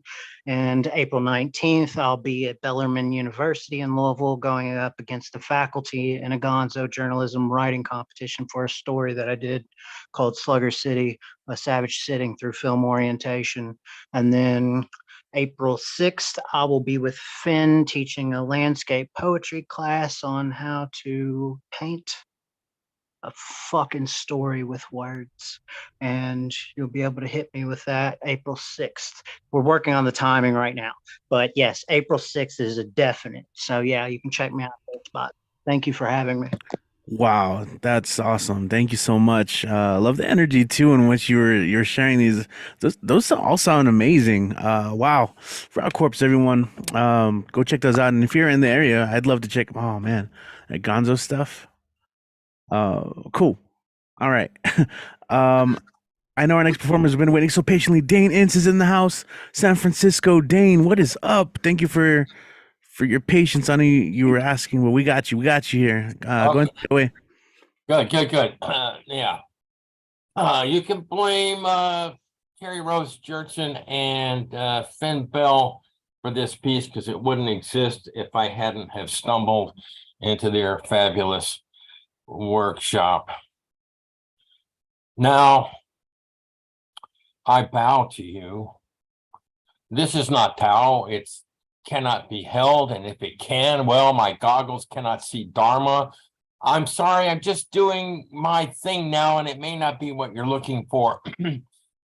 Everything is transitory, and it makes me sad to chase. All the walls in this house of pain that surround me exist. I do not care when I think about them. They are sad. The roof is sad. The floor is sad. Everything hurts. Everything hurts always. Everything hurts all the time, day or night. There is no escape from the thunderstorm of pain and nightmares. Even when I sleep, pain is as constant so that I forget it's there, except every once in a while, it walks up to me when I'm sleeping on the bed and pokes me hard in the chest to say, hey, did you forget about me? And then I remember, oh yeah, you're still here, still visiting and never went away. And I'm not happy with all the pretenses. I could pretend that I'm happy, but that happiness is just a moment and then another moment. And I'll remember that I am in pain again, thinking about the delusion of chasing my bliss or relaxing in any other ways to moving to something that feels comfortable and easy and not challenging. It's a lie in a sense. Don't get me wrong, I hate living in a house of pain, but it is physically and mentally reality. Now, what am I going to do about it? Oh, I feel good. I go to yoga and go play poker and win a few $100s and watch horse races and watch the bay and make a nice meal and but really the whole time the terror is always there. When I think of loved ones, think of them who are gone now, and I feel awful because I feel selfish, because I grieve them, because I need them. And I selfishly want them back, but they cannot be here. That reality is gone. And what am I left with? What am I left with? Left with is a moment, this moment right now. Well, I'm not thinking. I'm not easy. I'm not talking about nature and beautiful trees and the sound of the ocean. That is all an illusion. That is an illusion. It is an imaginary situation that I make up in my mind to delude myself from the complete truth about life while I'm working on this. What about the people in Ukraine? What about the starving children? What about the people crossing the border, the southern border of America, looking for a better life, looking for the illusion of a better life, thinking if they just have this or that thing, their lives will be better. It will be different, possibly not better. Hey, man, they won't. That's the reality, and I'm okay with that. I wish it was all birthday parties and ponies and ice cream and cake, and that there were no Donald Trump and there were no Tyree Nichols who had to suffer the worst unimaginable atrocities. So I stretch and do my awesomeness in an hour on the yoga mat and pretend for seconds that the way the story ends, yes, it's going to be happy, because it won't. All of our stories end the same way. Some way or another, we stop and are no more. I have listened to healing music for hours on end, done relaxation, gotten drunk or smoked pot, buried my sorrow in the love of a woman that ended far too briefly. It's okay. Everything is not going to be okay. And I get to decide how I feel about it. One or two about it, about this is confusing, always was confusing, about it. One or two. Sometimes when I type a mistake, use a wrong word, this becomes part of the journey, part of the writing. I enshrine it and make it part of the poem, prose, pleasure and joy and comfort and ease with myself. If I reflect back on the moments and see that I'm now okay, or the way I was and how I lived and how I'm at peace unto and all by myself is everything. I am weary, at peace, feeling and thinking right now. I will manifest pizza and beer. Namaste. I think I'll end with that. Thank you. All right, thanks very much, Dane. Reggie has to check something outside his house. There was a strange noise and he's going to investigate. We hope he comes back soon and unharmed. Is there anything, Dane, that you would like to plug in? Who's on time to arrive for the next couple of weeks? Oh yeah, tomorrow night is Unmesh, so that should be pretty good. So we have a feature every Tuesday night. Starts off the show, 20 minutes, and if you guys, and Nico was a feature there, so was Kit, and Richie's been a feature, and Frog has been a feature, and Michael has been a feature. You can be a feature. You can be a feature. Yeah. Yes, everyone look under your chairs. My feature in time to arrive. Yes, I know, Urban Cowboy, haven't gotten around. Yeah, but I mean, the thing with Umesh, it's like we don't see him enough anymore, and like his wonderful open mic so early in the morning for most of us. So yeah, getting to see a whole set of Umesh is going to be a huge treat. So everybody, yeah. Yes. So thank you, Dane. Thank you. Yes. We have four contingencies here while Richie's away. I have the spreadsheet too, and I can help introduce our next reader. Our next reader from Wonder Lake, Illinois, but also spent some time in El Paso. That's where we meet. That's where we briefly competed against each other when we had a competitive slam scene here in El Paso. His name is Nico Kim. So Nico, when you're ready. Hey y'all, it is Nico Kim, not Nico, German I. Sorry about that. I'm rusty. Okay, no, it's okay. Like because it's like the Latin I, like it's in El Paso. That's the way that it's the more commonly used I. I'm not going there, because that's not racist. It's just a language thing. Anyway, where was I going? Anyway, hey guys, so I'm super excited. So I'm getting published with Red and Green Books. Oh, and also I wanted to go on the record to say, Mr. Sindler, I love you, and respect you. But yeah, so I'm getting a book published with Red and Green Books, and I came up with a title for it, and I think it's a really dope title. It's called Bare Knuckle Boxing, and boxing is spelled Bacchussing. So like the god Bacchus, the god Bacchus. So boxing, Bacchusing. So bare knuckle boxing, yeah. But with that, let's get into this. As always, I try to start with the song because I like singing. Let's get fucked up and die. I'm speaking figuratively, of course, like the last time that I committed suicide, social suicide. Yeah, so I'm already dead on the inside, but I can still pretend with my memories and photographs I've learned to love the line. I want to know what it's like to be awkward and innocent, not belligerent. I want to know how it feels to be useful and pertinent and have common sense, yeah. Let me into the club, cause I wanna belong and I need to get strong. And if memory serves, I'm addicted to words and they're useless. In this department, they're not useless. Anyway, so egocentric altruism, not reliance. Let me zoom in, it'll be easier to read. Pow, pow. Okay, in El Paso, located right off the busy street of Mesa, I remembered sitting at the student table. In El Paso, located right off the busy street of Mesa, I remember sitting in the student center at the university, listening to the conversation at my table and eavesdropping others. I would sit in this oasis of intellect for hours to breathe in the air of pretentiousness. I fit right in.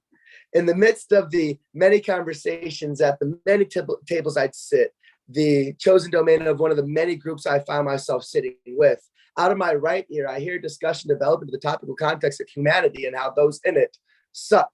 Struck by a bruised ego, I started to assess the ethos from which the intent of the rhetoric was shared. Unprepared to then hear out of my left ear a conversation that reflected the same ethic. Ironically, I lacked the ability to be apathetic. Rather, I found these men to be pathetic representatives of my nation because I felt the representation of the ethic illustrated greatly, an ethic debatedly different than the one from which I was born. This scorn undoubtedly born from my own ignorance of society, this ignorance incepted due to my own self-centered biases, the lessons learned from the diocese describing me that humanity comes from grace. So thus, a sense of independence was apparent here. For those who say humans suck, fail to realize they too are ascribed to the human race. With a bad taste in my mouth, I then imagined of the men who chose these words and said them, how that they couldn't take into consideration that, in my perspective, they both defined as each other as humans who suck. So here's the importance of implication. An indication they've missed self-integration. In my limited observation of my surroundings, the most profound thing I've seen and I could say is an equal turn of phrase from people suck that could show a spurt of change would to be instead arrange one's perspective to understand. I suck.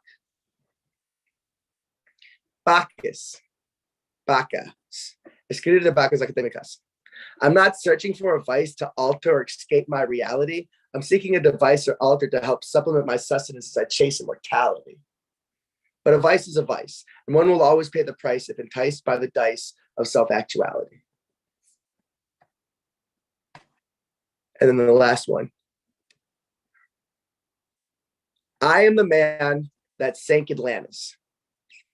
I rub diclofenac sodium on my gouty knuckles to alleviate the pressure that ring from my finger that can no longer wear metal. It settles me in as I begin binging and smoking some Zaza, that top shelf ganja. Good never felt better. And I measure my joy, your boy's feeling himself. The pressure from the world, I feel like I'm healing myself. And I consider this is what perfection should be. A society with no worries, that's perfection to me. We have a cure for gout. We can, without a doubt, figure out some way to alleviate the soul, the pain of hatred. Utopia or heaven looks like peace and no evil. But I can't figure out how good can exist if I didn't have an example of what good didn't look like. I don't know, man. I touched too much fire lighting this bowl. Thanks, guys. Awesome. Hey, thank you, Nico. What's up, man? I didn't get to say hi to you or introduce you. Good to see you, man. Thanks for Come here. sharing. You know, this is home to me. If you didn't know, this is home to me. Yes, awesome, man. Glad. I always glad you make it. I always get excited when I see your name on the list. Nico Kim. Cheers, man.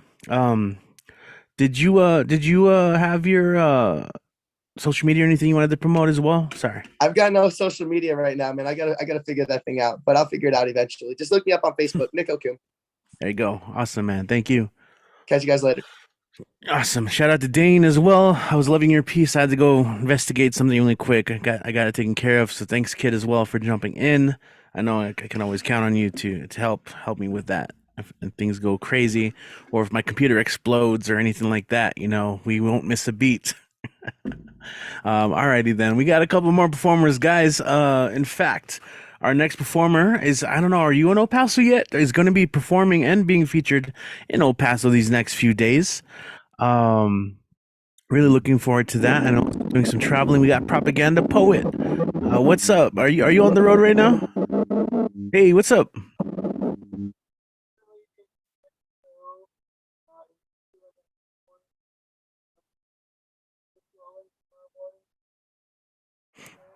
Oh wait. Like all broke up there, Propaganda.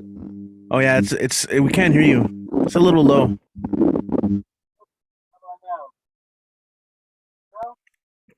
It's a little better. It's really low. It sounds broken up. I am out in the woods right now. Turn off your camera. Oh, it's gonna be hard hearing. Maybe without the image. Try it. Yeah, turn off the camera. You got some feedback going on too. Do you have like both of your things going at once? How about now? Better. Can you hear you just a little low? Yeah, Still can't hear him. Get close to the mic. I'll see you guys tomorrow night. I appreciate the space. I'm looking forward to being in El Paso. I'm in the mountains of Mexico right now. I'm gonna hit up the cliff rolling tomorrow morning. Do the answers. That's it. But I'll see you all tomorrow night. For it, and I'll give you a quick review. Prayer tie stage, grass, scissors with beer bottles, secret butts, and shell pieces. The Venn diagram of the colonizer. Since 1492, when that killer Columbus sailed the ocean blue, people have been running for their lives from food deals, running from guns and knives. Well, maybe if they had to respect American Reds, 3/4 of our people would have been left for dead. To label this a new world is just fucking tragic. For 100,000 years, it was magic, and finally we exposed the false progressive ways, and they think that they can shut us up with their ridiculous people say. Well, maybe if they had to respect American Red, 3/4 of our people wouldn't be fixing themselves dead. You see, you cloud our awareness with alcohol and pills, so you try to offer us a mountain of scrap paper for the Black Hills, but a closed mind will never be able to understand land doesn't belong to people, belongs to land. Thank you very much. I'm looking forward to seeing you guys in El Paso tomorrow night. Yo! Cool. Yes, that's awesome. Let us know when you make it in, for sure. And be safe. All right. All right. Cool. All right. Cool, man. Yeah, the signal was a little weak, but it's fine. With headphones, I was able to hear, but it might have been hard for other people, but hey, it's cool, man. It's the live show, right? The show will go on. So Propaganda, thank you so much. He's being featured Tuesday, Thursday, some other stuff while he's in town. But right now we're gonna get back to the online mic. I have Eddie up next, and Tanish just wanted to sign up for a quick one, so we'll add Tanish to the list as well. So right now we're gonna stop in Washington D.C. and say hello to Ed, Poetastic. Feeling fantastic. What's going on, Ed? Hey. What's going on, my brother from another mother, with words like thunder, like no other? Woo! Woohoo! Woo! I got the energy. Yeah, maybe it's the energy from the poetry that you are giving me. All right. My name is Ed Poetastic, feeling fantastic. Please get in time to join my rhyme, thoughtful sublime. I got 3 pieces, so you're not gonna rhyme. The first piece is called Dream On. Dream on to catch your planet Live on to shine your light.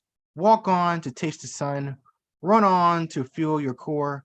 Fly on to touch the clouds. See on to grasp your horizons. Hear on to sense the chimes. Fly on to expand the freedom. Crawl on to hug the earth. Wander on to build the sea. Search on to touch the gold. Play on to wake the creatures. Hate on to feel the storms. Cry on to sink the oceans.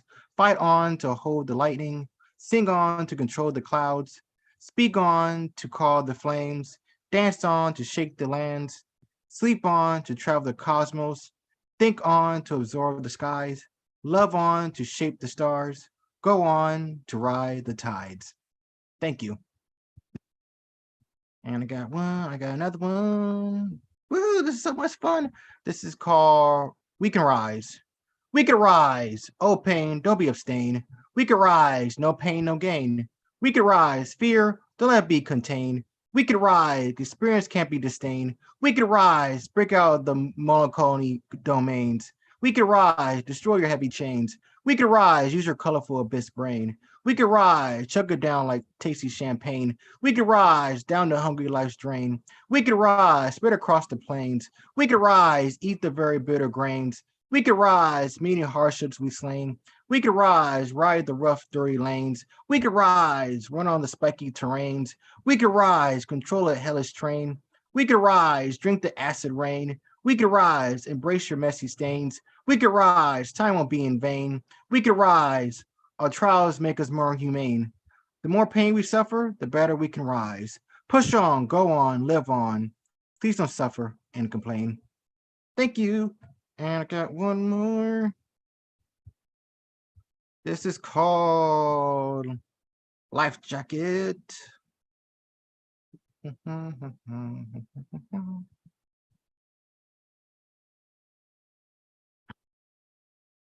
I wish you could start from that ledge, my friend. You could cut ties of all lives that you've been given in. And if you don't want to see me again, I would understand.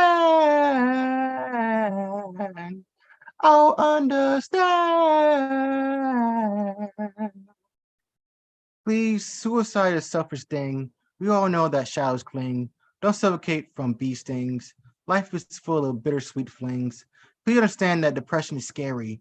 Don't nestle in chaotic tapestry. You can guarantee it, only you hold the key. Don't keep crying venomous seas. Please, lies are full of deceit. Only gasoline can fuel heat. Don't let it keep biting at your feet. Don't keep feeling incomplete. Please, lovers come and go. Let your heart is frozen in snow. Don't let your heart lie frozen in snow. Don't keep getting pecked by crows, so you know your glow can still flow. Please, priority is temporary. You can ask Larry, Harry, or Jerry. Money can leave you wary. On the contrary, say what you can carry. Please don't be anxious. There's restless nerves. They feel above us, but they are beneath us. Please make the darkness oblivious. Please, misdeeds or mistakes. We live what we make. Please don't let your future break. There are more bigger things at stake. Please, mental illness is tough. We're all full of complex stuff. You don't have to stay rough. You can always remove those invisible cuffs. Please understand that social constructs are unreal. Does it take a short time to heal?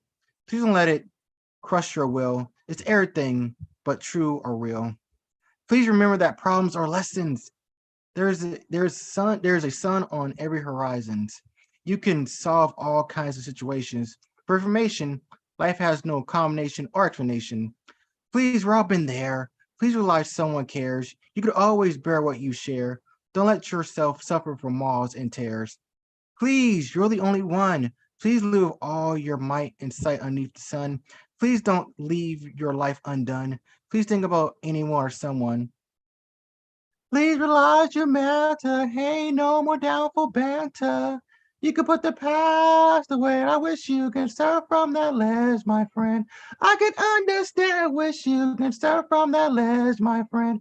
I can understand. Wish you can start from that ledge, my friend. I can understand. I can understand. Thank you. Thank you, and hopefully those words are there for those who need it. Thank you, Ed. As always, anything you'd like to plug or promote before we move on along? Well, we can promote this wonderful open mic that makes our Monday nights to the light on a wonderful, potastic musical or potastic spotlight all night, every night. All right, woo! If you want to follow me, please feel free. My Facebook is Eddie Foreman and my IG is Eddie Foreman 92. And remember, if the mic's right, I'll be there to shine my positive insight. If you send me a question, take a guess, the answer is yes. However, stay safe, healthy, and blessed, and never stop singing or spewing wonderful words outside of your chest, and never stop feeling, doing, and being your best. Awesome, man. Wow, you're like you're doing an extra today, man. I love it. You're just rolling them off. I was like, all right, Ed Potastic, everyone. Ed Foreman. You can find them online. Thank you, as always. We'll look forward to the jokes, maybe next week. All right, cool. All right, we're gonna go from Washington D.C. to San Francisco. Our next performer just threw their hat into the ring. Let's go ahead and welcome Tanish back on the mic. Gonna share a quick one. Tanish, how are you doing today? Hey. I'm good. How are you? Excellent. Thank you. It's been a great night. Yeah, I just have this one. So it doesn't have a title. Like an invisible light, my clearing mind receives a universal truth I couldn't remember through the cobweb thoughts. Loveless past doesn't dictate loveless future. We say this all the time, but it seems to rarely sink into the pores and follicles. Sometimes downloads remind you to let your cellular system believe what your mind already knows. It's a wave settling into earth, and all the water crystals in your tired body bloom like flowers in Masaru Emoto's water affirmations experiment. And my root shoots love down to the earth, and it gives the same right back. Reflexes spark new paths from the stars bursting across my mind's sky. After Chile, I stopped caring for myself, overworked, undervalued, underpaid, a stale tale of capitalist competition. Years of this, plus familial manipulation, disintegrates a person, wears down their spirit. I was accustomed to clinging to dangerous relationships. I tried to find family in strangers beside me. Sorry.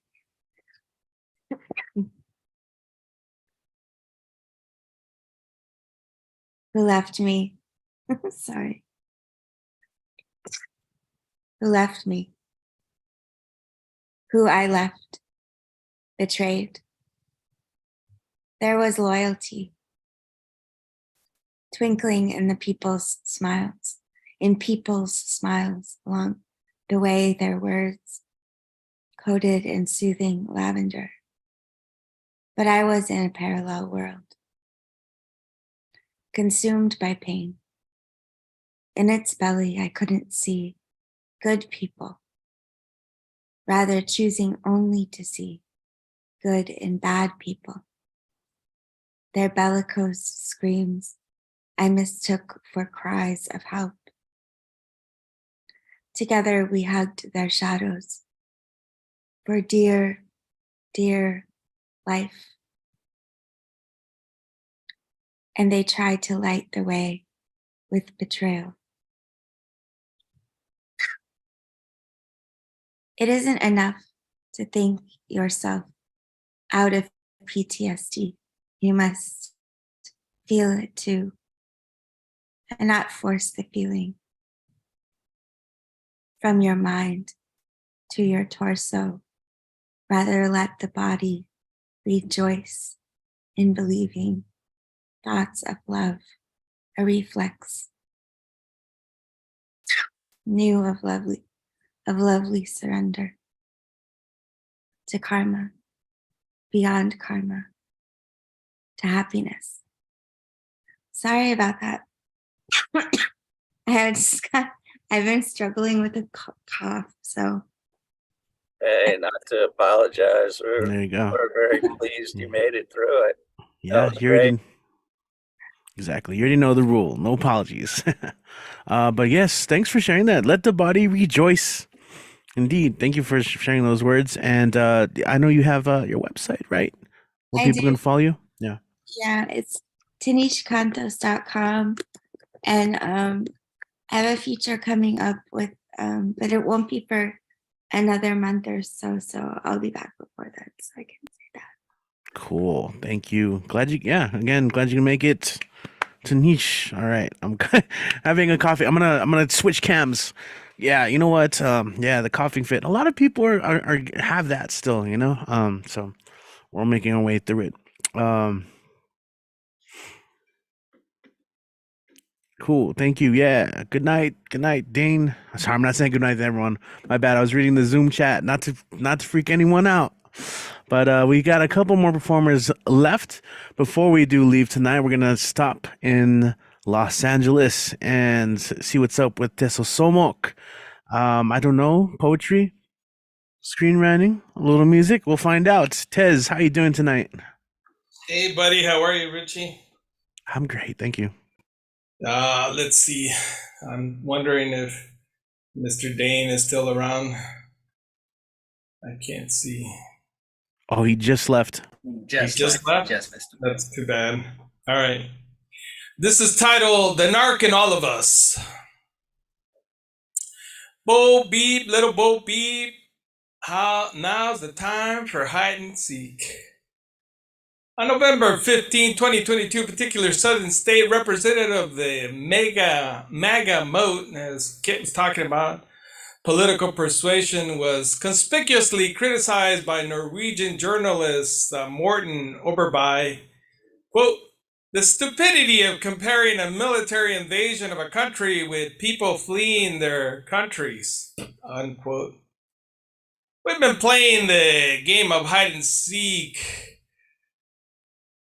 as early as 1364 by Alice Costin, when she played Bo Beep when giving a short measure of ale to a tavern customer.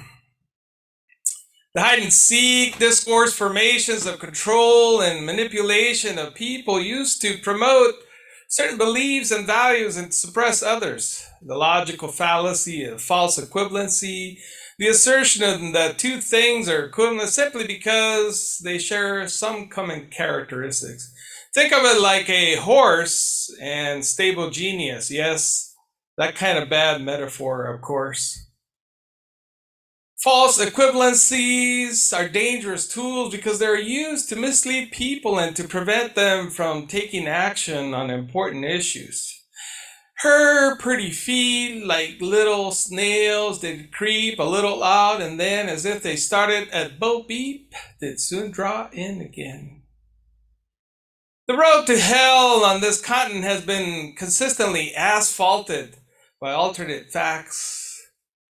The fallacious phallogocentrism of exaggerated degree of similarity, the impotent importance between things, the obligatory omission of differences, and marginalia of magnitude in order of things being equated, terrorize migrants versus terrorizing military mercenaries. Little Bo Beep has lost her sheep and can't tell where to find them. Leave them alone, they'll come home and bring their tails behind them. The tales told of cause and effect have always been an inverted discourse formation, the usual narrative of blame the sheep for the shepherd.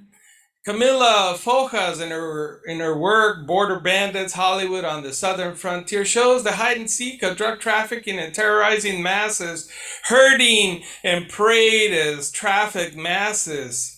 the North American need for an intentional external enemy to cover the days of Contra Gate and crack wars and the ghetto splendor of Ricky Ross and Oscar Danilo Blandon, Norwin Meneses, and the death of Gary Webb for authoring Dark Alliance. The last 30-some years, TV shows, films from the 1980s to the present have been fundamental in bringing out the narc in all of us. Forever in our psyche, Da-Dun, the piece of music written by Mike Post and Pete Carpenter, every Ghetto Boys terror theme music of all Law and Order shows since the 1980s, the simple two-tone melody repeated over and over again like the 7-Eleven chime declaring the unwanted BIPOC customer, the repetition inducing the visceral sense of urgency and tension, the violence committed by police and military forces during prolonged drug war has wreaked a psychological toll debilitating as the deadly acts of the drug cartels themselves, according to a study from the Mexican Center for Economic Research and Teaching. The war, quote, the war on drugs is a strategy that is causing damage to citizens who are not directly involved in the conflict, unquote. Though the war on drug is dire, those not part of the conflict tired, their direct victims must be seen mental health, all to those in need.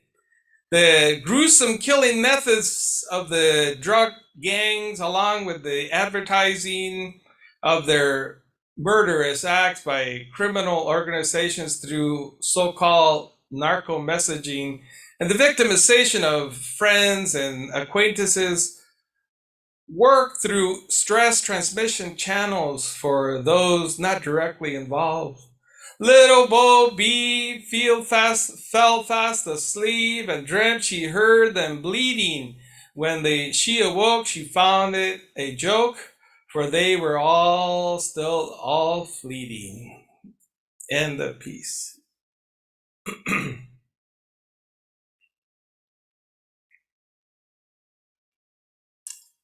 All right, I'm gonna try some music again. Let's see how my shoulder holds up. I have to hang the guitar now because I can't. I was holding it in a way that was kind of hurting me. So my buddy Dane left, and I was gonna dedicate the song to him for his pain. This is Yo vengo a ofrecer mi corazón.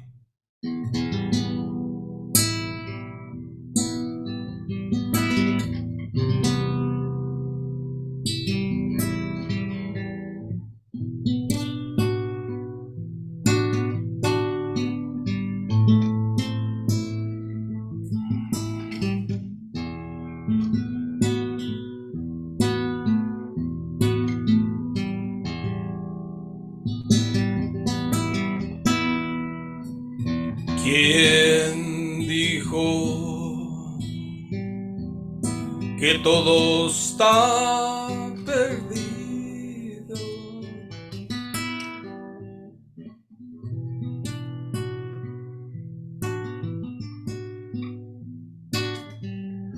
Yo vengo a ofrecer mi corazón.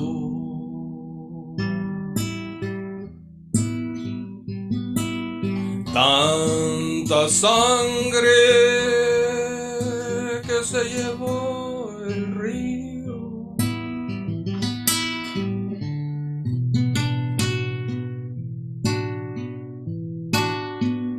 Yo vengo a ofrecer mi corazón.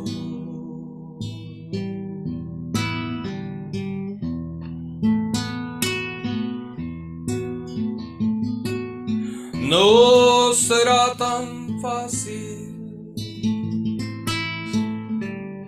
ya sé qué pasa. No será simple,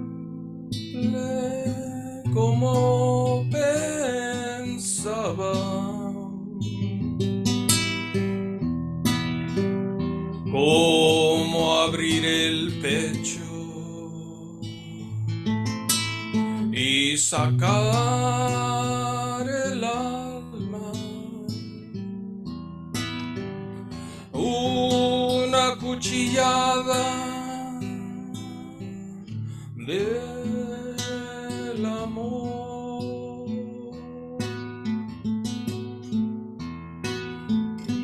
Luna de los pobres, siempre abierta.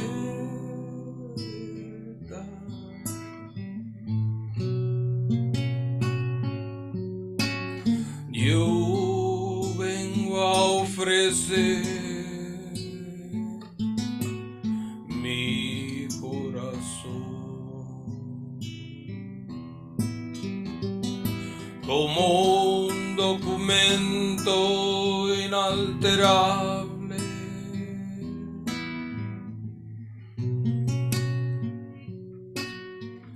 Yo vengo a ofrecer mi corazón.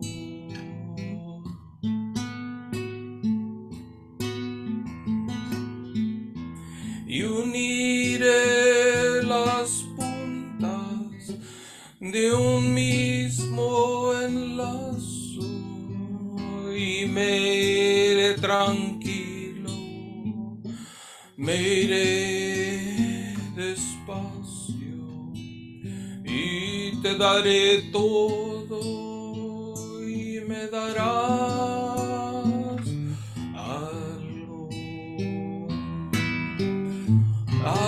algo que me alivie un poco más.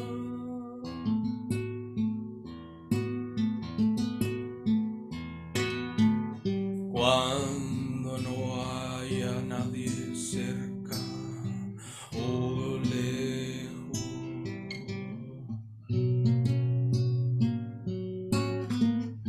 yo vengo a ofrecer mi corazón.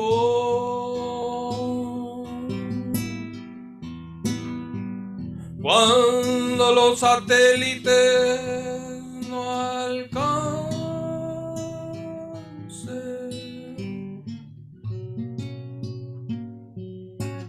yo vengo a ofrecer mi corazón.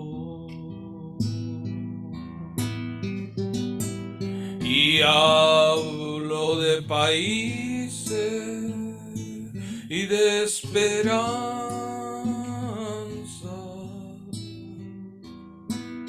Hablo por la vida, hablo por la nada, hablo por cambiar esta nuestra casa,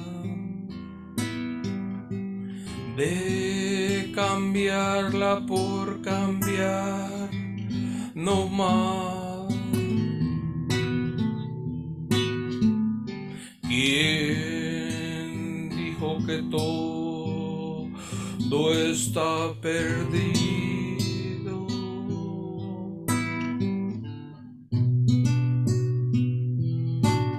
Yo vengo a ofrecer mi corazón.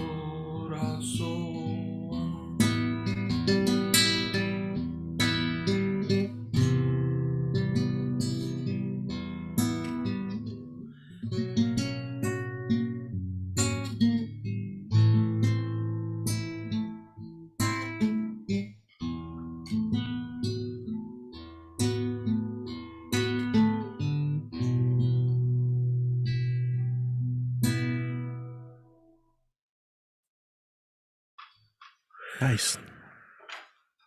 Well, that was well done. How's your shoulder feeling? Oh man, I gotta take it easy, man. I gotta slide back into it slowly. Then. That was exceptional, though. That was great. Thank you. I hope you guys like that. I hope Tanish gives me an okay, because like I know I may have failed there. We'll check in right now. But yeah, man, thanks for coming through as always. And how can people follow and support you online as always? Sure, folks can follow me on Instagram under Gaseous2019. Pick up my book, I'm Not Your Chihuahua, off of Amazon. I'd really appreciate some support there. Write me a book review on Goodreads and Amazon. I definitely will appreciate that. And Pandemic Poets on Facebook, folks can sign up there to stay up to date with some of the events that are going on in our circles. Thank you, folks. Wonderful. Thank you. Thank you. Yeah, I wasn't sure you were going to make it today either. And you jumped in like last minute too. So I'm like, yes. I always feel good when you guys do make it in. I worry, you know? Hey, so before we get on to our last performer, I wanted to give a shout out to an El Paso Juarez writer, author, Aldo Amparan. I know Robin Schofield has read from some of his work before. This is a really great collection, Brother Sleep. Ellis James Books. He was the winner, the recipient of the Ellis James Book Award, which published this book. We just interviewed them this weekend, my podcast. So I'm really looking forward to it. But there's a lot of great pieces in this. If you guys are looking for something new, definitely worth checking out. Aldo representing Juarez, El Paso. Yeah, they're a pretty cool person, and we got to hang out at AWP in Seattle as well. They had a reading with Alice James in one of the big auditoriums, and that was really fun to like talk about too during the podcast. So if you guys are interested in checking that out, it's literally Literary Podcast. We recorded it this weekend. We're gonna put some episodes online, but we have a bunch of past episodes. But yeah, check out Brother Sleep for sure. Just trying to promote an El Paso writer. And yeah, like Kit said, we'll be doing some Tumbleward stuff as well. So we're looking forward to that. All right, we're going to go ahead and, as we often do, make a call to the bullpen. Looking forward to MLB starting this week. I'm probably one of few who are, but let's go ahead and bring in the closer. That's right. Is that Sandman? No. Is it Hell's Bells? No. It's his own unique concoction of gurgling sounds. Now, what is that sound? Your mic's acting up, but guys, ladies, gents, beautiful ambies, our closer for the night. We got Dan. Go and take it away, Dan. You with us? Hey. What the hell is going on, Dan?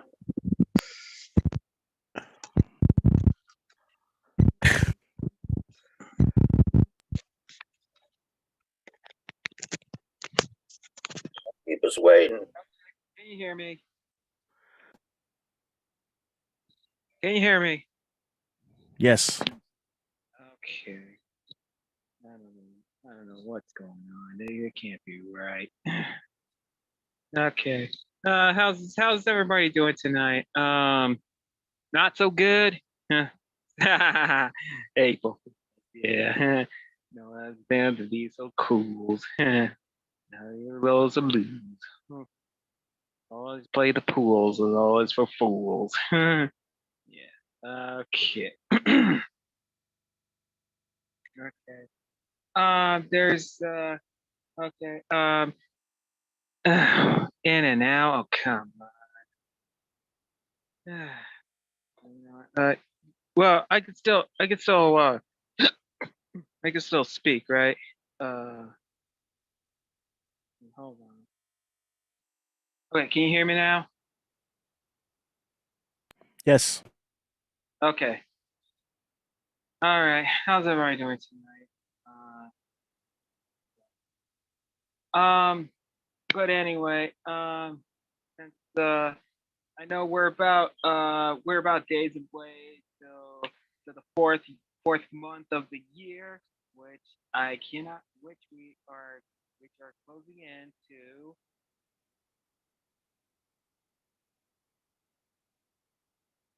Your sound's going in and out. You know what? Give me a minute.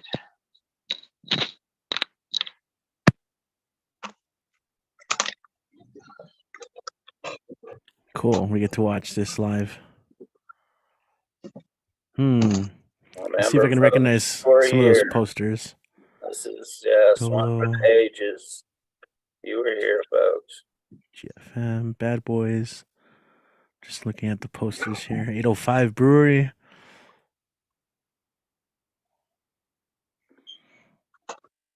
Dan the Man. I gotta bring back the looper just for the intro song.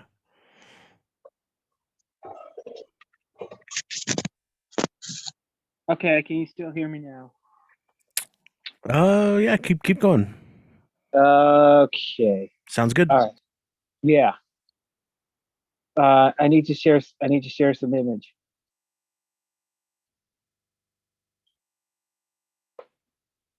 Yeah, go ahead.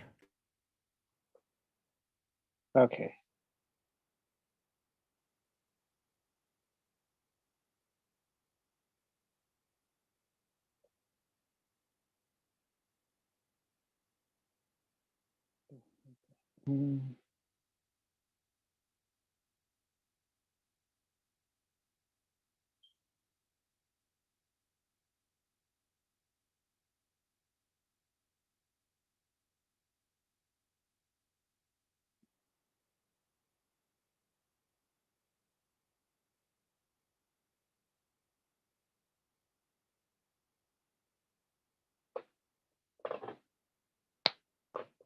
That's right. That's right. National Poetry Month. We're about days away on Saturday, which would be April Fool's. But National Poetry Month is no fool. We have poetry full of pool. We have full of pool of poetry. So poetry is cool. Never a fool. Yep. Okay. And since this coming Sunday,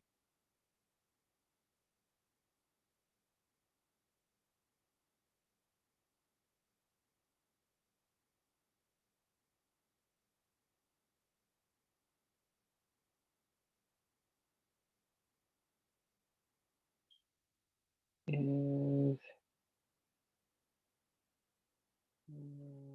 here. Yep. This coming Sunday is Autism Awareness Day. Yep, where we got to be aware to help awareness for the aware to be awareness. Yep. So besides, but this is, we always say, light it up blue, and when the stars go blue. I always say it's always with the wind, always the wind blue.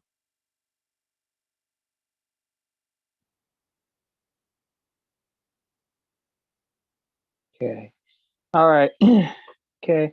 And there's one poetry I want to share tonight because someone's birthday is today who happens to be a dear friend of mine.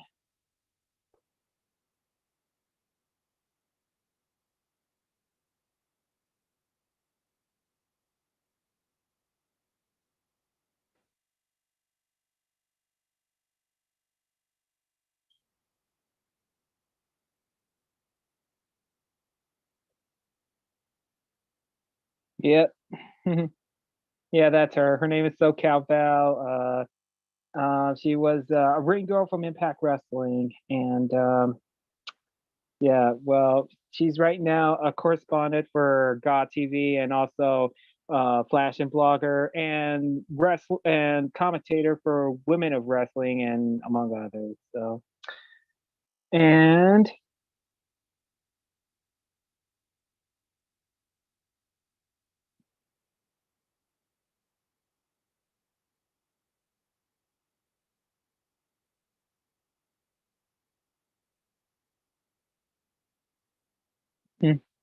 it's been 7 years today since it was my very first birthday tribute to SoCal Val. Yep. So, so what can I say? This tribute is for her birthday, and 42 and 41 tributes later, I got a 42nd coming this way. Yep. And what can I say? This tribute's for the birthday. Yeah. So oh, she's a pal. Happy birthday, Val. And speaking of Val, here is a poetry to SoCal Val. SoCal Val, shorter for Southern California Valerie, nicknamed the governess of Valifornia. Still Valerie, for women's entertainment wrestling to TNA Impact Wrestling, now Shine Wrestling, still turning the pages of SoCal Val, Southern California Valerie of Central Florida. I gotta say, she was a hell of a knockout. That was a good thing. She never counted out.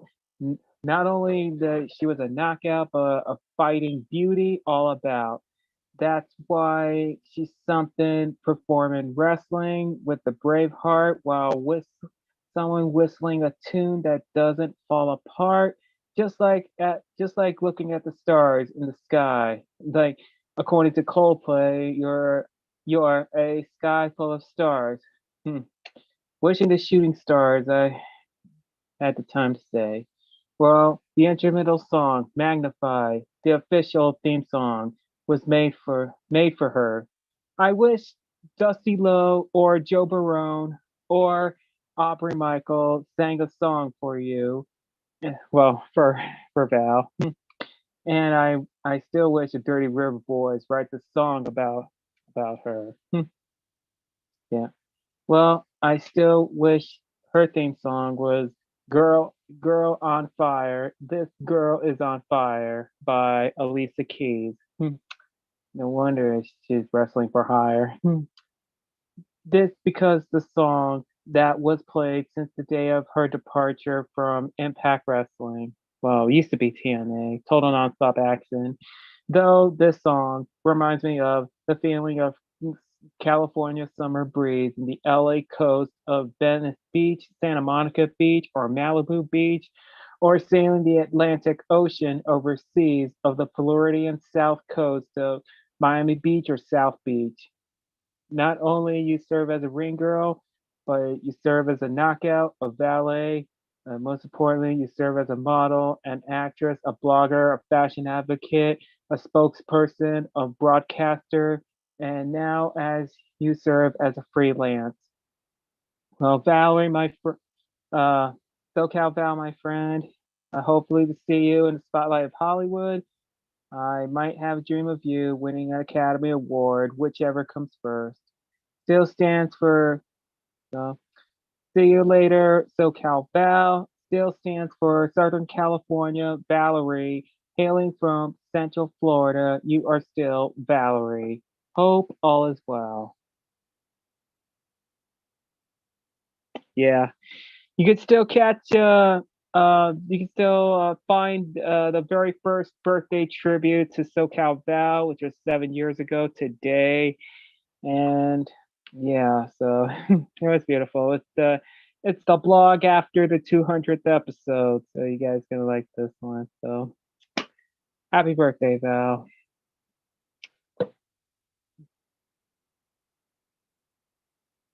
That's it.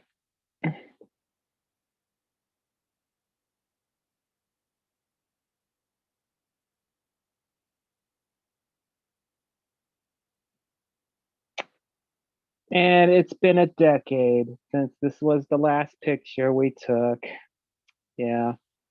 But my goodness, a decade's gone by. Man, time so was fly. Time has definitely flown by. Always like flying scenes in the skies.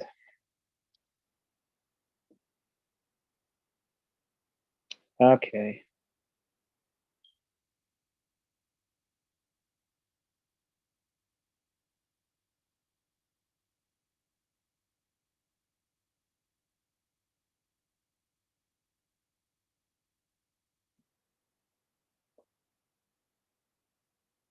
Okay, here it is. We didn't weep it.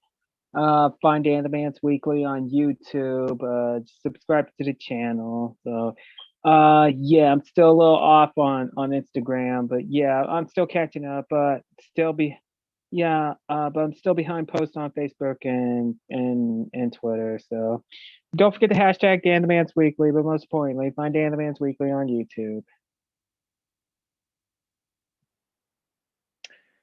Okay. Sorry about this one. Looking forward for National Poetry Month once again in April. I can't wait. Okay, and yes, The Child's Calendar by John Updike once again for April. Okay. All right, so all right, guys, thanks a lot for watching. I'll see you guys next time. Back to you, Richie. Let's go ahead and call it a All night. right. Thank you, Dan, so much for the mini vlog segment to end the night, as we often do. What was I gonna say about that? Yeah, man, I always think of T.S. Eliot's April as the cruelest month, but with Poetry Month now it's the coolest month. I've used that one before in the past, but hopefully we can have some cool workshops, open mics, and all that great stuff coming up. I know there's so much going on. YouTube, if you are watching right now, Barbed Open Mic, you can subscribe to our channel. We got a lot of content coming up. This week I'm gonna be a guest on Annie's Adventures. She's a local, she promotes a lot of local events in the city. So she's starting a YouTube channel. So it's gonna be cool to do like a crossover episode. That's what it's called. Can't believe it took me too long to come to that. But yeah. We are here every Monday. If you guys want to join us again next week, you're more than welcome to. The sign-up sheet is available the Sunday before. Mute you, Dan. I feel like I say that every time now. All right, yay. Thanks for everyone who tuned in, everyone who performed. Amazing stuff. The replay is going to be available pretty much after this ends, and we will see you next Monday for the stay-at-home mic. My name is Richie. You can follow me at Dead Wall Reveries. I always forget to promote my stuff sometimes when I'm hosting, but there it is. And we'll see you next time. Peace. For the live stream. All right. Let's end this.